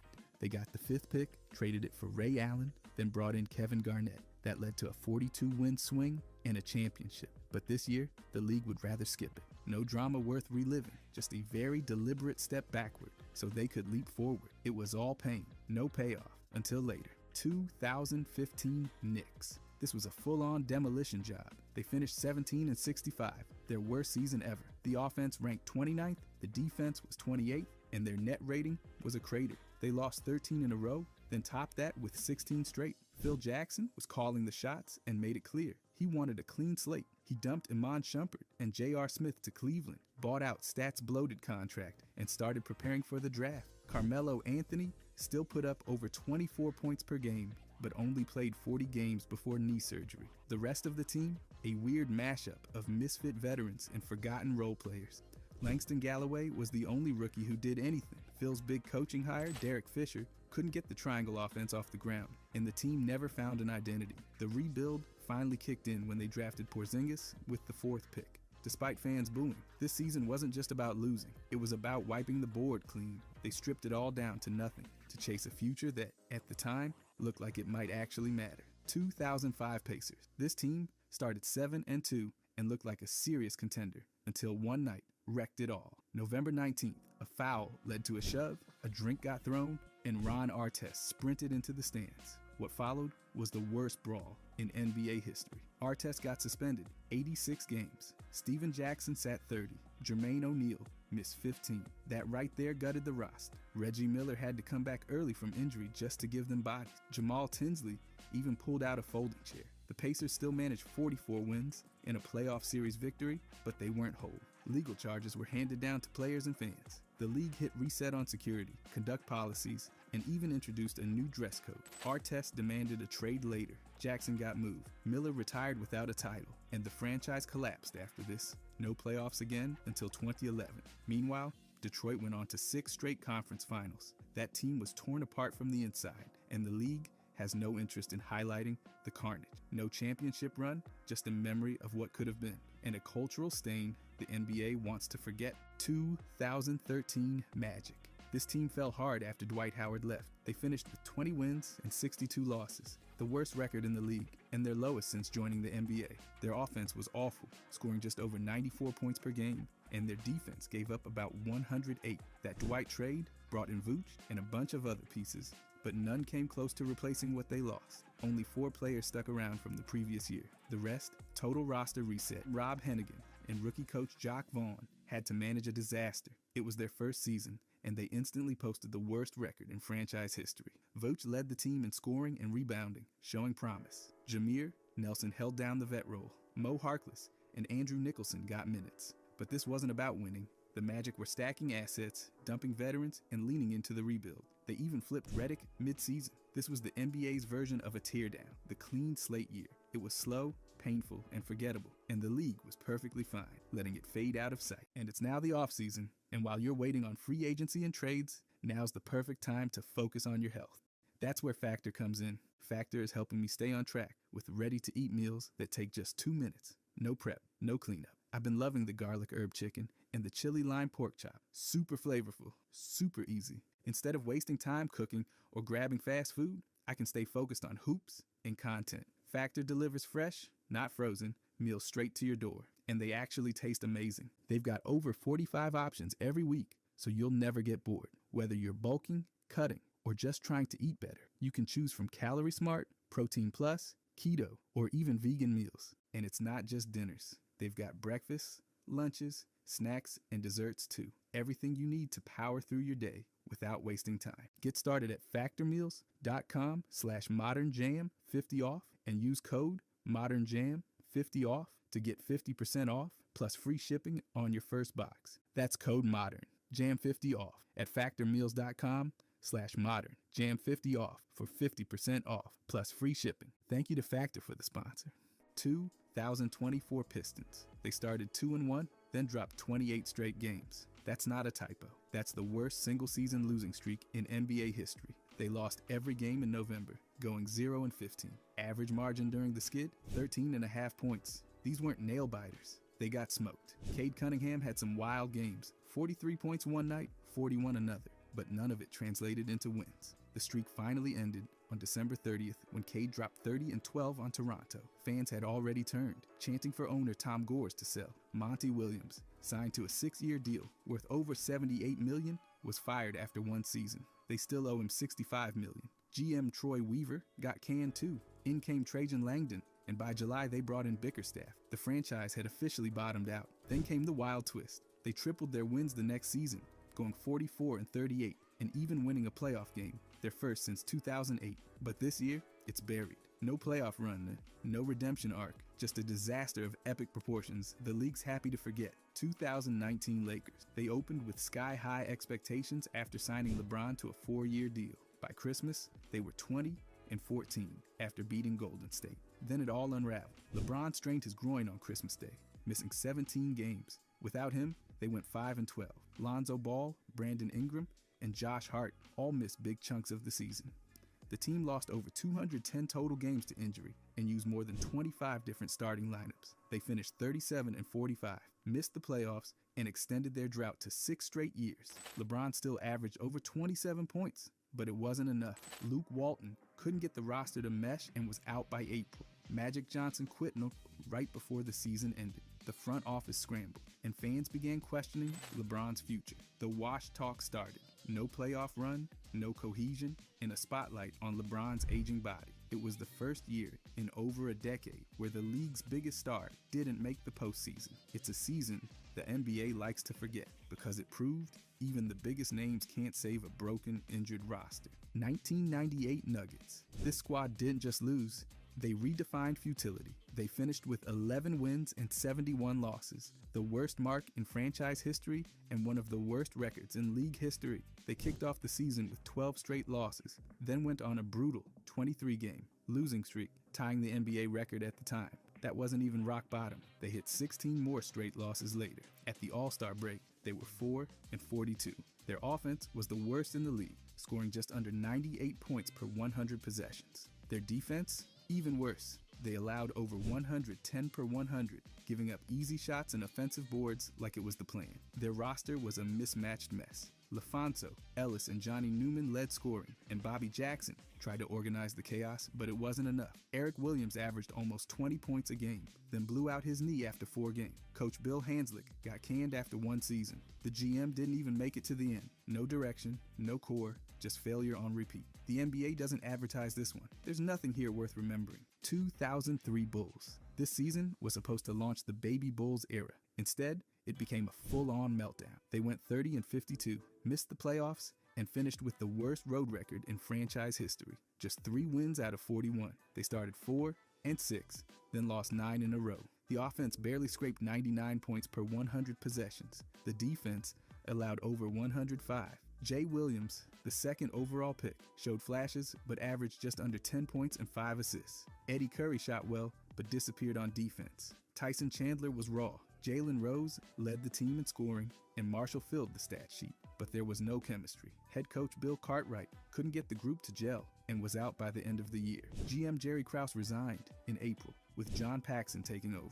Jay Williams later claimed guys were using cannabis before games. They collapsed in crunch time constantly and extended their lottery streak to 5 years. No leadership, no identity, no real plan. The Baby Bulls. Hype train never left the station, and the league's happy to pretend it never boarded. 2010 Nets. They opened the season by losing 18 straight games, setting an NBA record for the worst start ever. They didn't win a single game in November. Lawrence Frank got fired after the first 16 losses. Tom Barris lost the next 2. Then GM Kiki Vandeweghe stepped in as head coach and finally snapped the skid, but the damage was done. They finished 12-70, one of just 5 teams in NBA history to lose 70 games in a season. Offensively, they were dead last, averaging just 92 points and shooting under 43%. Devin Harris, Jin Leon, and Keon Dooling all missed time. Brook Lopez was the lone bright spot. He played all 82 games and averaged nearly 19 points and 9 boards. No one else stepped up. Rafer Alston and Bobby Simmons faded fast. The front office was a mess, and the coaching carousel killed any chance of chemistry. Fan morale collapsed. Ownership had changed hands, but it didn't matter. They set records for all the wrong reasons. No playoffs, no momentum, no story arc, just a brutal season that the NBA gladly tosses into the memory hole. 1993 Mavericks. They finished with 11 wins and 71 losses, making it the worst season in franchise history. Their point differential was minus 15.2 per game, the worst ever recorded in NBA history. They lost 12 straight, then 15, then 8, then 19 more. Jim Jackson, the 4th overall pick, didn't even sign until March due to a contract dispute. Fat Lever missed the entire year with a knee injury. Derek Harper was their only steady player, but he couldn't hold it all together. Richie Adebayo started the season 2-27 and was fired. Gar Hurd took over and went 9-44. That didn't help. Rolando Blackman was gone. Brad Davis was sidelined, and the locker room had no identity. They got blown out by 30 or more points 6 times, including one 58-point loss. Analysts and fans pointed to this team as one of the worst of all time. ESPN labeled them a full-blown embarrassment. There was no upside, no plan, no direction. It wasn't a rebuild. It was a collapse. The league doesn't spotlight this one. It was an implosion they'd rather you pretend never happened. 2007 Timberwolves. They finished 32-50, missed the playoffs again, and then everything fell apart. Dwayne Casey started the year 20-20 before getting canned mid-season. Randy Whitman came in and went 12-30. Kevin McHale was pulling the strings upstairs with no clear direction. Meanwhile, Kevin Garnett played 76 games, nearly 40 minutes a night, and still averaged 22 points, 13 boards, and 4 assists. He made the All-Star team, All-NBA third team, and All-Defensive second team, dragging a roster that gave him almost nothing. Ricky Davis scored 17 per game. Mark Blount added 12 and 6. Mike James and Randy Foye tried to help, but there was no real second option, no future star, and no defensive backbone. The season ended not with a playoff push, but with Garnett getting traded to Boston in the biggest one-player deal in league history. The return, Al Jefferson, Theo Ratliff, and a bunch of maybes. This was the last breath of the Garnett era, and it was forgettable. No drama, no playoff spotlight, just a slow unraveling the NBA doesn't like to revisit. 2010 Knicks. They finished 29 and 53, missed the playoffs again, and somehow still got worse defensively. They ranked 28th in points allowed, giving up over 105 per game, and had no on-court identity. Offense was 9th in scoring, but empty numbers in Mike D'Antoni's system didn't matter. Donnie Walsh filled the roster with short-term deals and expiring contracts to clear cap space for the 2010 offseason. That meant no continuity. David Lee led the team with all-star numbers, 65 double-double, but everyone else was either rented or already packing. They traded Nate Robinson for Eddie House. They swapped out Larry Hughes, Jared Jeffries, and Jordan Hill just to clear cap. They even brought in a post-prime Tracy McGrady for fan bait. The result? A team built to lose and looked slightly flashy doing it. D'Antoni couldn't get buy-in. The defense was non-existent. The cap space strategy flopped when no top star signed. No rebuild, no culture, no identity. Just hope wrapped in mediocrity. The league quietly moved on because the Knicks had no plan and no point. 2007 Grizzlies. They went from 49 wins the year before to just 22, dead last in the league. Poe missed the first 23 games with a broken foot from international play. By the time he returned, the season was already spiraling. He still made the All-Star team, averaging over 20 points and nearly 10 rebounds in 59 games. But it wasn't enough to save anything. Coach Mike Fratello got fired after starting 1-24. Tony Barone stepped in, but couldn't do much better. The team had Mike Miller, Rudy Gay, and Warwick, but there was no structure, no defense, and no identity. They gave up easy buckets, couldn't close games, and looked lost for months. They ended up with the 4th pick instead of the top slot and drafted Mike Conley. Jerry West stepped down after the season, and Chris Wallace took over. The Powell trade to the Lakers came next year and kicked off a new era, but this season, it was a full collapse. No playoffs, no buzz, no growth. The NBA doesn't spotlight it because there's nothing to celebrate, only the crash before the rebuild. 2004 Hawks. They finished 28 and 54, didn't sniff the playoffs, and never looked like a team with direction. Terry Stotts coached them through a forgettable year where no identity formed on either side of the ball. They traded Sharif Abdur-Rahim and Theo Ratliff for Rasheed Wallace mid-season, and he played exactly 1 game before being flipped to Detroit. That move netted nothing, and Wallace won a ring somewhere else. The rest of the roster was a pile of short-term parts. Steven Jackson led with 18 points per game. Jason Terry chipped in almost 17 and 5 assists. But there was no glue guy, no system, and definitely no soul. Rookies like Boris Diaw and Travis Hansen were dropped into the rotation without structure. Diaw barely scored 4 points per game. The veterans weren't mentoring, the youth wasn't developing, and the front office led by Billy Knight just kept shuffling contracts. It wasn't a rebuild, it wasn't a playoff push. It was just a team, stuck in neutral. The Hawks had no culture, no plan, and no cohesion. The league skips over this year because there's nothing redeemable about a roster that didn't even pretend to have a pulse. 2012 Bobcats. They didn't just lose, they redefined what losing looked like. Finishing 7 and 59 in a lockout-shortened season isn't just bad, it's record-shattering. That point, 106 winning percentage, the lowest ever. No team before or after has managed to fall so far below the bar. And when it came to getting outscored, they mastered that too, giving up nearly 14 more points per game than they put up. Offense, dead last.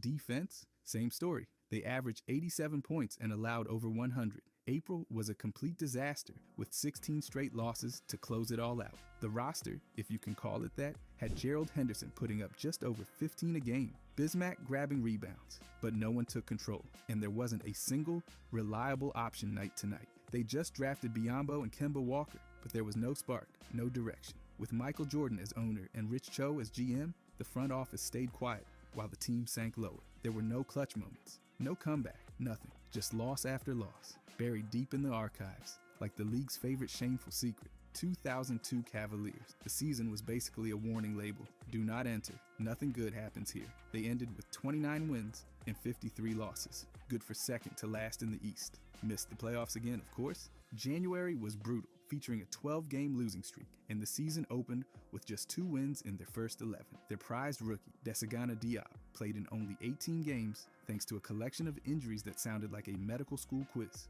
Tyrone Hill, their supposed veteran help, managed only 26 games. Andre Miller was doing everything, putting up over 16 points and almost 11 assists. But he got no help. Lamont Murray and Wesley Person filled the scoreboard a bit, but the depth chart fell off a cliff after that. John Lucas coached the full train wreck, while Jim Paxson stuck around in the front office without building anything of value. After the season, the Cavs dumped Miller and Murray, finally accepting the need to rebuild, but without any clear direction. The defense allowed nearly 99 points per game, while the offense barely hit league average. No identity, no stability, just a long, dark tunnel before LeBron. 2014 Bucks. This team was a full-on tank parade. They lost 67 games and only won 15, the worst record in franchise history. It wasn't close. They beat their previous low by 5 whole games. Larry Drew coached the whole mess, while the front office hit reset hard. John Hammond traded away Brandon Jennings and Monte Ellis, bringing in Brandon Knight, Chris Middleton, O.J. Mayo, Zaza, and some other puzzle pieces that never fit. They also drafted Giannis 15th overall and grabbed Nate Wolters. Only 4 players came back from the previous season, which means no chemistry, no continuity, and a whole lot of confusion. Offense was almost non-existent at just under 96 points per game. The defense gave up almost 104. It was a revolving door of role players and blowout losses. Brandon Knight led with almost 18 points a game and not much else happened. Ownership changed midseason too, with Wes Edens and Mark Lasry stepping in and focusing on the future. It was clearly a year spent preparing to rebuild. No one talks about this year because it got buried fast once Jason Kidd came in and they jumped to 41 wins the next season. 2008 Heat. This wasn't just a collapse, it was a complete nosedive. They went from champs in 2006 to just 15 wins, tying the franchise's worst record ever. It was the fastest fall from the top the league had seen in decades. Injuries tore them apart. D. Wade missed the last 21 games and only played 51 total, struggling with knee and shoulder issues all year. Shaq only managed 40 games before being traded to Phoenix midseason. Alonzo Mourning's career ended in December after a brutal knee injury. The lineup kept shifting with no direction. They even brought in Penny Hardaway for a reunion tour with Shaq, but that lasted about as long as a lunch break. The offense cratered. They set the record for fewest field goals in a shot clock season. That year included a 54-point loss to Boston. Pat Riley's time as head coach ended after this mess, though he stayed on in the front office. Eric Spoelstra took over after that, becoming the youngest coach in the league. The following season, they jumped to 43 wins. But this year, this was the burnout phase of a team that lost all its gas. 2011 Suns. The season was stuck in neutral, coasting straight into irrelevance. They finished 46-36 and somehow missed the playoffs, a steep drop from the previous year's Western Conference Finals run. Stat left for New York in the offseason, turning down Phoenix's offer, and that was the end of the high-flying, high-scoring era. Without him, they lost their interior scoring anchor. Steve Nash was still running the show, but it was all on his back. They tried patching holes by adding Childress and Warwick. None of it worked. Mid-season, they shipped out Jason Richardson, bringing in Vince Carter, Gortat, and Petrus. That group didn't change much. Later, they even swapped Goran Dragic for Aaron Brooks, which also fizzled. Nash had great numbers and made them better when he played, but every bench unit turned into a disaster. Their defense gave up over 107 points a game, one of the worst in the league. The 7 seconds or less days were officially done. No playoffs, no progress, just a placeholder season with no spark and no direction. This one vanished fast from the league's collective memory. 2016 Pelicans. They had Anthony Davis in his prime and still managed to trip over their own shoelaces. They finished 30-52, missing the playoffs entirely, while Davis led the league in block. He averaged over 20 points and 10 boards, but shot under 38% and missed 21 games due to knee and shoulder injuries. By the time they shut him down late in the season, the campaign was already toast. The rest of the team basically evaporated. Tyreek Evans missed 57 games. Eric Gordon missed 37. Drew Holiday sat out 17. And Quincy Pondexter didn't play at all. At one point, the roster was so thin, they were pulling guys off the metaphorical street. Alvin Gentry's first season as head coach unraveled fast. They were 20-21 at midseason and still somehow collapsed into a bottom feeder. The offense was okay, but the defense was a disaster, especially in pick and roll coverage. There was no second star, no consistent lineup, no spark. This was supposed to be Davis's breakout year as a leader. Instead, it became a forgettable pit stop on the way to nowhere, a wasted chapter in a promising career. 2016 Nets. This team didn't just struggle, they flatlined. They went 21-61, dead last in the East, and never sniffed the playoffs. Lionel Hollins got the boot after going 10-27. Then Tony Brown stepped in as interim coach and things got worse. GM Billy King resigned the same day Hollins was fired, and Sean Marks was brought in to sweep the rubble. They waived Joe Johnson in February, and Williams had already left in the offseason. Brook Lopez led the way with over 20 points, nearly 8 rebounds, and almost 2 blocks a game, but missed 19 games himself. Thad Young chipped in a bit, and Donald Sloan played a lot of minutes that no one remembers. Offensively, they barely hit 95 points a game and got flattened repeatedly. An 11-game losing streak helped cement the dysfunction. This was the year ownership admitted the win-now plane had blown up. No chemistry, no direction, no spark. Just a team floating around the league calendar like a forgotten appointment. No stars emerged, no rivalries formed, nothing happened, except total collapse. The NBA hit delete on this season as soon as it ended. 2001 Pistons. Jerry Stackhouse lit up the scoreboard like it was his full-time job, and apparently, it was the only job getting done. He put up nearly 30 points a game, second in the league, and still the team stumbled to 32-50. They started 13-15, then lost 13-15 right after. Stackhouse led the league in total points and even dropped 57 in one night, setting a franchise record. But his shooting percentage sat at just above 40. He was gunning all season, but wins didn't follow. Ben Wallace dominated the glass with over 13 boards and 2 blocks a game, and even cracked the top 5 in defensive player voting. But it wasn't enough to anchor a team with no other real two-way threats. Chucky Atkins gave them 12 a night, and Corliss Williamson chipped in off the bench, but the scoring depth just wasn't there. George Irvine coached the whole mess, while Joe Dumars oversaw a roster with no balance. After the season, Irvine was out, and Rick Carlisle came in, signaling a full retool. Stackhouse's huge numbers just couldn't cover up a broken blueprint. The reset button was begging to be pushed. 2005 Hawks. They managed to win 13 games and lose 69, the worst record in team history. That's not just bad, it's franchise rock bottom. They finished dead last in the conference and the division.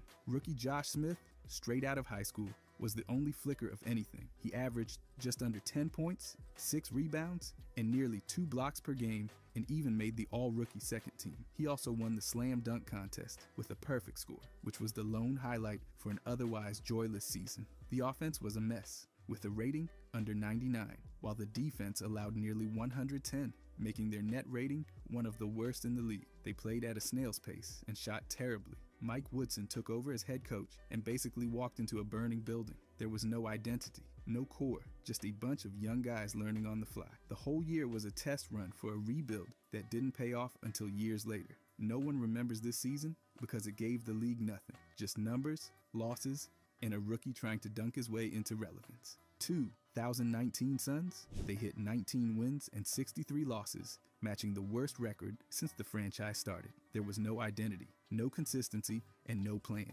They lost 17 straight at one point and never showed any sense of structure. General manager Ryan McDonough got fired 9 days before the season started, leaving James Jones and Trevor Buckstein to clean up the chaos as interim co-GMs. Rookie DeAndre Ayton posted solid numbers and made the all-rookie first team. But Bridges, despite starting all 82 games, averaged just over 8 points. Devin Booker scored over 30 points per game after the All-Star break, but the team around him was a blur of G League players and mid-season trade scraps. They brought in Kelly Oubre and Tyler Johnson mid-season, but it didn't matter. Injuries piled up, but even healthy, the roster lacked cohesion. Coach Igor Kokoskov got canned after 1 year, making it 3 head coaches in 18 months. Nothing clicked. No defensive focus, no offensive rhythm, no clear build. This wasn't just a tank, it was a franchise, drifting with no map, no rudder, and no one at the wheel. This season was lost before it even started. 2015 Lakers. This team set a new franchise low,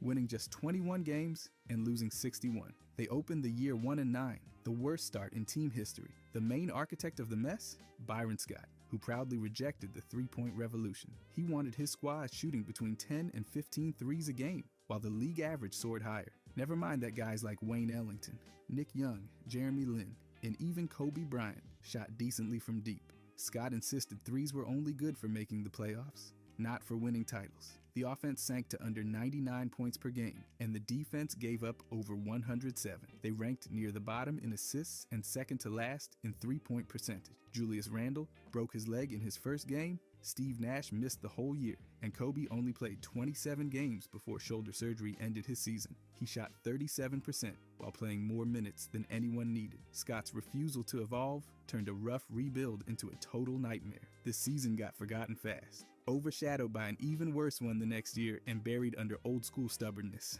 If you enjoyed this, I'm going to be posting a lot here. I would greatly appreciate it if you could subscribe. Thanks for watching.